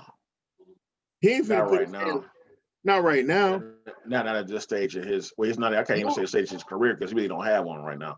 But at his age, he's not gonna do it. But one more thing too. If you have Showtime, I caught a documentary on the Humble this morning on Hector Camacho, man. Oh, and, word? Yeah, I gotta see that. It was really good. I love Hector Camacho. Macho Camacho. It was excellent. And for you guys who don't know or understand what era of of the game, boxing game that me and Sean came up in, or Sean and I, should I say that grammatically correct? Um, we are 46, so we grew up in the 80s, where there was USA fights. We saw a lot of Hector Camacho. We saw Boom Boom Mancini. We saw Ray Leonard. Sugar Ray Leonard, the golden era of boxing. Yeah, we watched boxing when like Tommy Hearns, when these guys were brand new, and not totally brand new, but brand new. Like we watched Roberto Duran and Hagler. We watched these guys go at it. We saw the rise of Mike Tyson.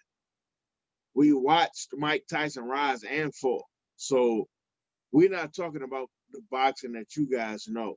Just in case there's people that are listening like, wow, they don't have no respect for, Floyd.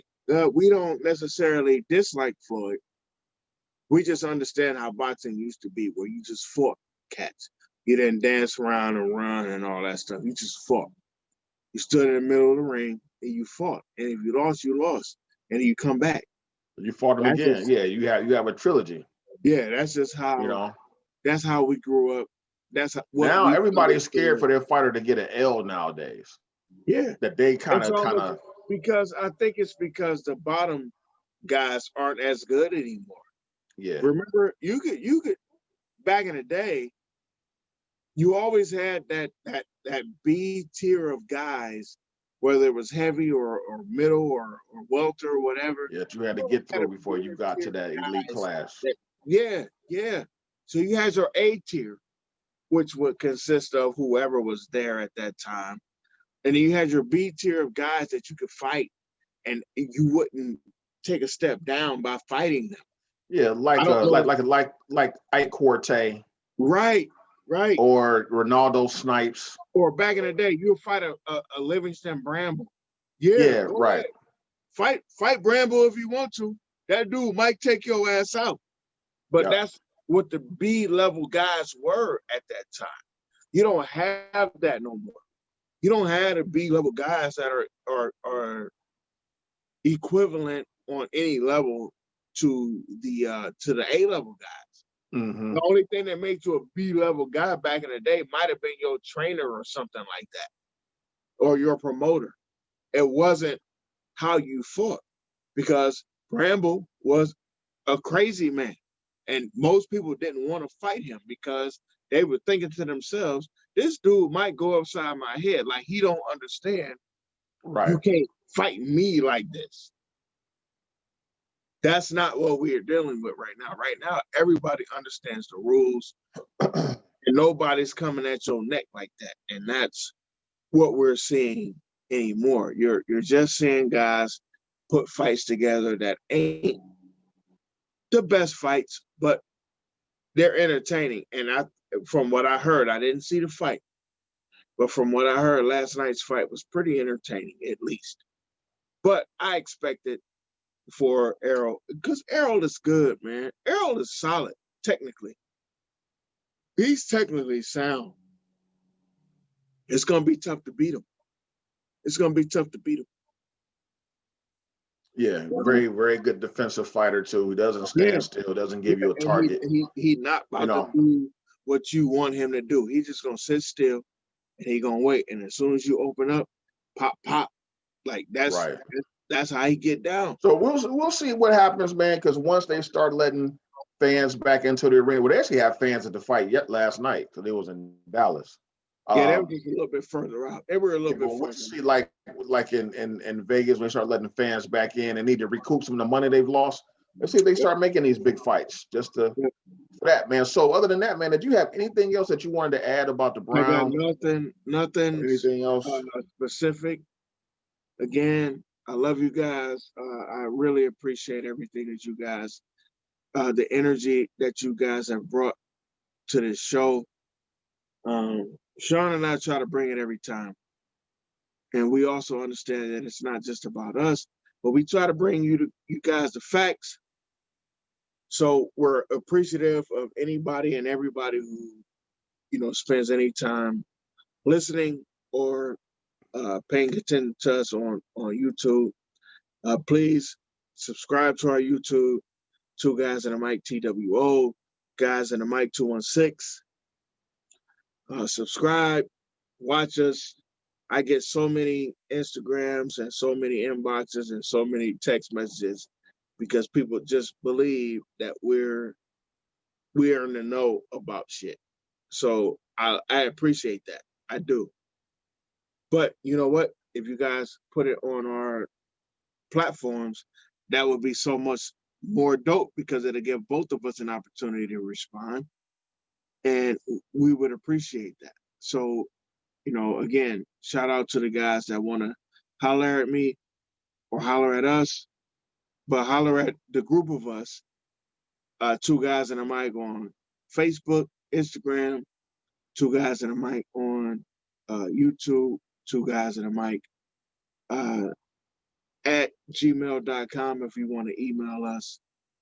And we got, Sean, tell us about the streams. I think you. Yeah, we got Spotify. We're on Anchor. We're on Apple iTunes. We're on Google Podcasts. So really, any streaming platform that's out there, we're available at Two Guys and a Mic. And just listen to us, man. And hopefully, as we continue to grow, we can bring you. We don't make this shit up. Content. We don't make this shit up. I tell you that. Like the stuff that we say during the game, the reason that I say you should have listened, Sean said some of the stuff that I saw today on our midweek show. He literally, because we are true fans. This is our team. Like, this is something that we were born into, man. This is our heart and soul. Like, we love the Indians, we love the Cavs, we love Ohio State, but the Browns, that's our heart. That's our bread. You know what I'm saying? Bread. That's so we know when it comes to the Browns, we know what we're talking about. We just don't talk out our ass about stuff. We really take the time to, give you good analysis.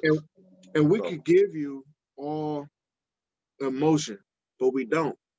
Right. We actually give you emotion as well as giving you real facts.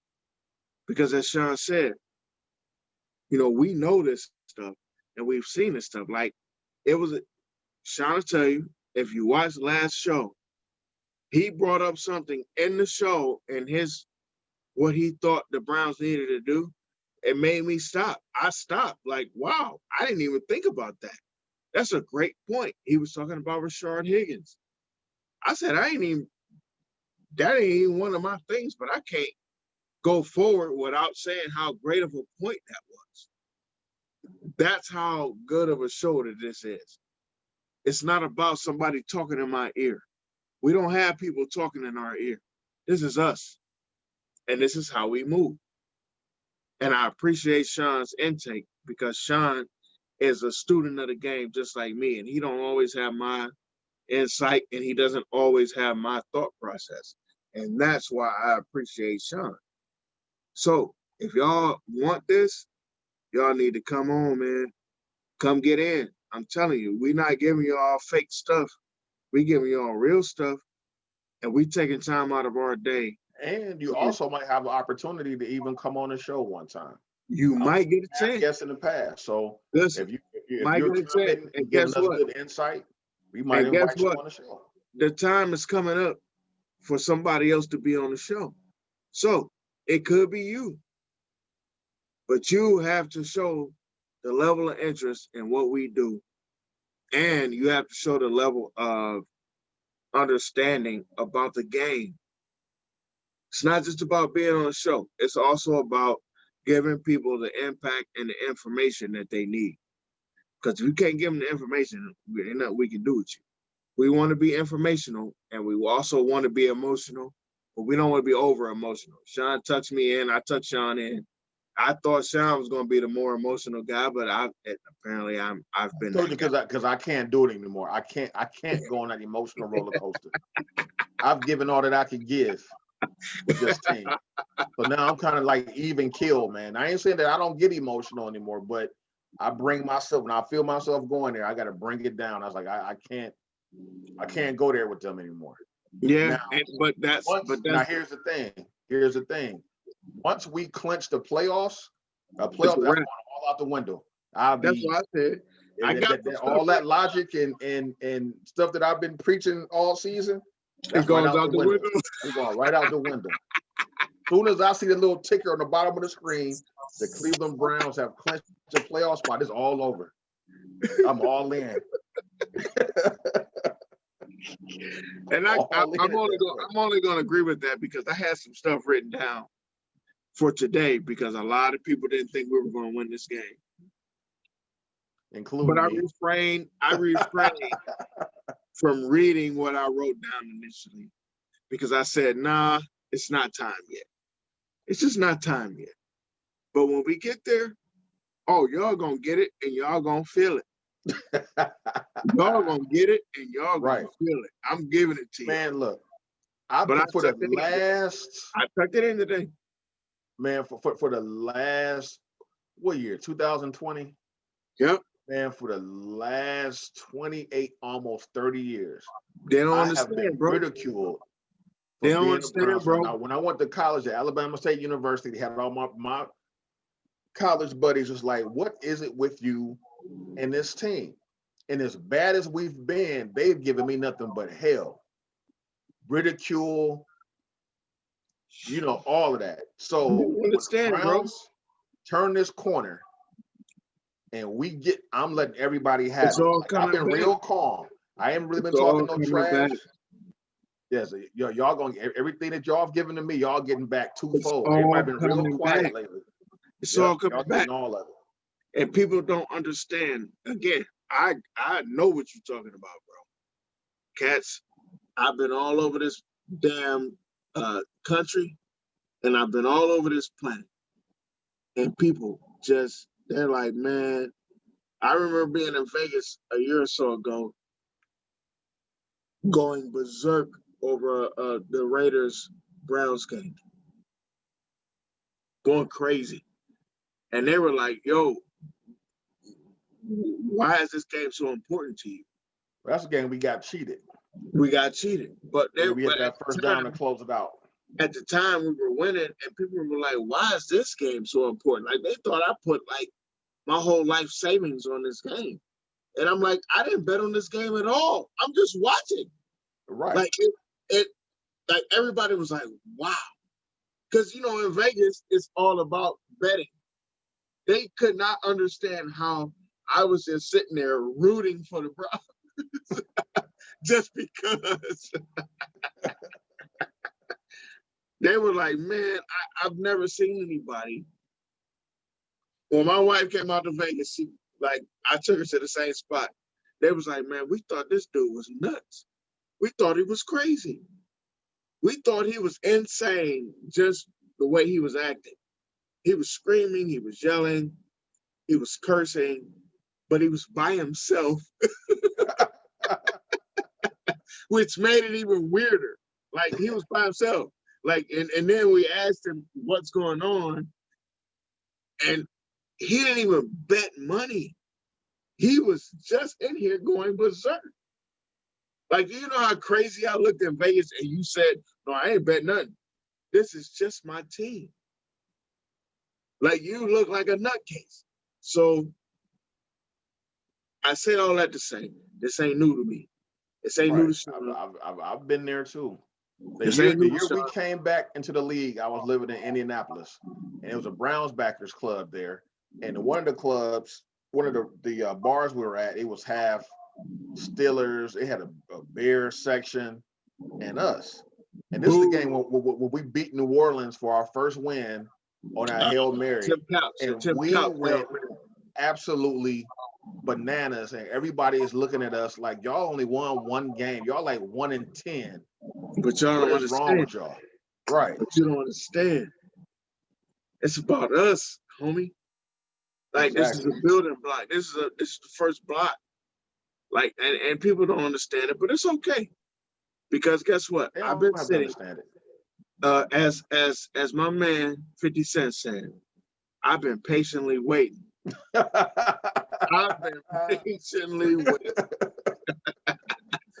I've been patiently waiting for my opportunity, my track to flow on, as 50 would say. I've been patiently waiting for a track to get flowed on. I've been waiting, and I think we're here. Well, listen, first of all, as Sean pointed out, it ain't about a non-losing record. We don't have a losing record. We can lose every game from here on out. For the first time that we can think of, the Browns will finish above 500. That is awesome to us. And I know other Right. teams don't have to deal with that, but we do. But that's why we got this show, so we can express that, because everybody don't talk about that. I got a homie that X'd me off his page because he said I was too negative. Just Wow. because I pointed out the things that the Browns don't do well. He said, man, I thought listening to your show and listening to what you was talking about, that you would be more positive. And he X'd me out. That's crazy. He blocked us.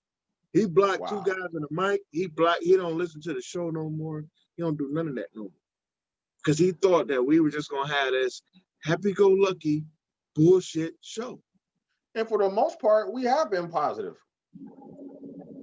Bro, say that again, Sean. I'm sorry. What'd you We say? had 9 victories, so we don't we ain't on here being negative at all. We just So want here's the thing though. Here's what we're not doing.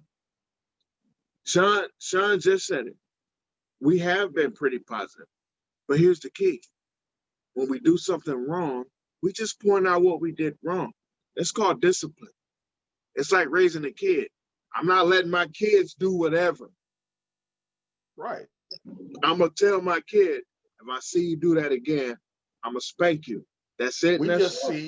see the flaws in the team we need to improve. And we're That's just all. being honest about it. Right. And so he said, he don't even know you, Sean, but he said that we are too negative. I mean, I can't help that our defense is a piece of shit. I mean, it just is what it is. I can't sugarcoat it in any other way. It just is what it is. But he said we was too negative, man. So the dude decided that he didn't want to be a part. And listen, I'm not even clowning the dude, because if I was clowning him, I would have brought his name up. I'm not doing that. I understand. And it is what it is. To each his own. What I'm saying ultimately, though, is everybody's not going to like us. But guess what? It's not going to change. Sean and I have made an effective decision. We doing this show whether y'all listen or y'all don't. All right. All right. So how about the next show? If the Browns lose, we just be pop. We'll sit here and we'll drink peppermint schnapps. You know what I'm saying? And eat what cupcakes and just be positive Stop for the it. whole show. Listen, stop You know it. what I'm saying? How Stop about it, we do jerk. that? Just get some Listen, fruity drinks listen, stop it, jerk. and some cupcakes. And get some peppermint schnapps. We'll sip on that for our victory shot. Like, So come on, everybody man. wanted to be all We not positive. about to do that. And that's one of the reasons why when I decided that I wanted to do a show, I could have done a show by myself and did whatever with the show. I never thought about a show by myself. I always thought about a show with my homie. That was all I ever thought about, because I knew that there was like one or two people on earth that could offset my fire. It's only one or two people. And actually, I had both of them on this show so far. I'm not saying names, but it's only two people that can offset my fire. And one of them does a show with me every week. I interrupt this dude's week twice a week. And I appreciate, that's why I say every day, man, I love this dude. I love this dude. That's not fake. I love this guy because we've done this same conversation effectively for close to 30 years. Effectively. We had a break. We had a moment where we wasn't doing it because we didn't. I know most of you YouTube and Facebook and Instagram people can't even believe this, but we've been friends before any of that stuff ever existed. So we lost contact with each other, and we didn't have the same connection, and we Right. hooked back up, linked back up, and guess what? It was like we never missed a doggone beat. We still have care for each other's families. We still care about whatever each other does and how we're doing in general. So I don't care what nobody says. I don't care what nobody feels. I lost a person that didn't want to listen no more. And I was upset to an extent, only to an extent though. The other part of that was, okay, because I'm not going to change what we do because we're not doing anything negative. We're talking about the games. If you're going to listen to me applaud my team, then you need to listen to me excoriate my team. I'm still in a Stephen A word. I'm going to excoriate my team when I want to because this team has been a part of me since I was a kid. Ain't nobody finna tell me how to talk about my team. Ain't nobody finna tell me how to talk about my team. And my boy, my partner, one of my best friends on the planet, one of my favorite people on earth, understands that. And he feels the exact same way. Ain't nobody finna tell Sean how he needs to feel about the Browns. Period. Nobody. He's been doing this for too long. So if y'all want to be down, that's cool. If you don't, that's cool too. We'll be back next week. We're just here to have fun. End of the day, we're here to have fun. You know, don't take everything too seriously. It's not that serious, bro. You know what I'm saying? It's all in fun. So, but we also want to leave you guys with something to think about while you watch the game. So if you listen to our midweek show and our keys to the game, if you watch the game and listen to our keys, it could change how you watch the show. Because to be completely and totally honest, Sean had 3 keys, I had 3 keys. Every 6 of those keys hit this week. Came Could to you fruition. imagine watching the show and thinking to yourself, these dudes told me this could happen. These dudes kind of said, if this happens, we win. And guess what happened? All 6 happened, and we won. Yeah, even Colin Cowherd does not hit on 6 of his keys. Come on, you know what I'm bro. saying? So, come on, but look, bro. man, we sit up there. I think we ran our mouth long enough for the day. Yeah, because I don't want to You know do what I'm it. saying? Let's go ahead and wrap it up. Once again, I love you, my brother. You already know, homie. I hope you have a good week, a good start to your week tomorrow. And then we'll see you guys probably Wednesday, but sometimes our midweek show, you know, we may have to adjust it from time to time. That's why we call it the midweek show. But normally it's on a Wednesday. And then probably next week, man, I thought about this. We probably do our show Monday night. So it'll probably do a Monday night probably show. Be a late show. But you know, we'll keep you guys posted because I think he's absolutely right. Because next week the Browns play the Ravens on Monday night at Cleveland Browns Stadium. I don't give a damn that it's called First Energy. It's Cleveland Browns Stadium. I do this every time. If you listen to the show, you already know. I do this every time.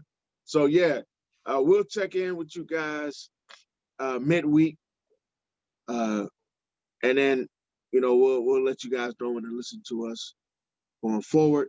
Sean, my brother, I love you. I love everybody who's listening. Peace out. See y'all on Wednesday.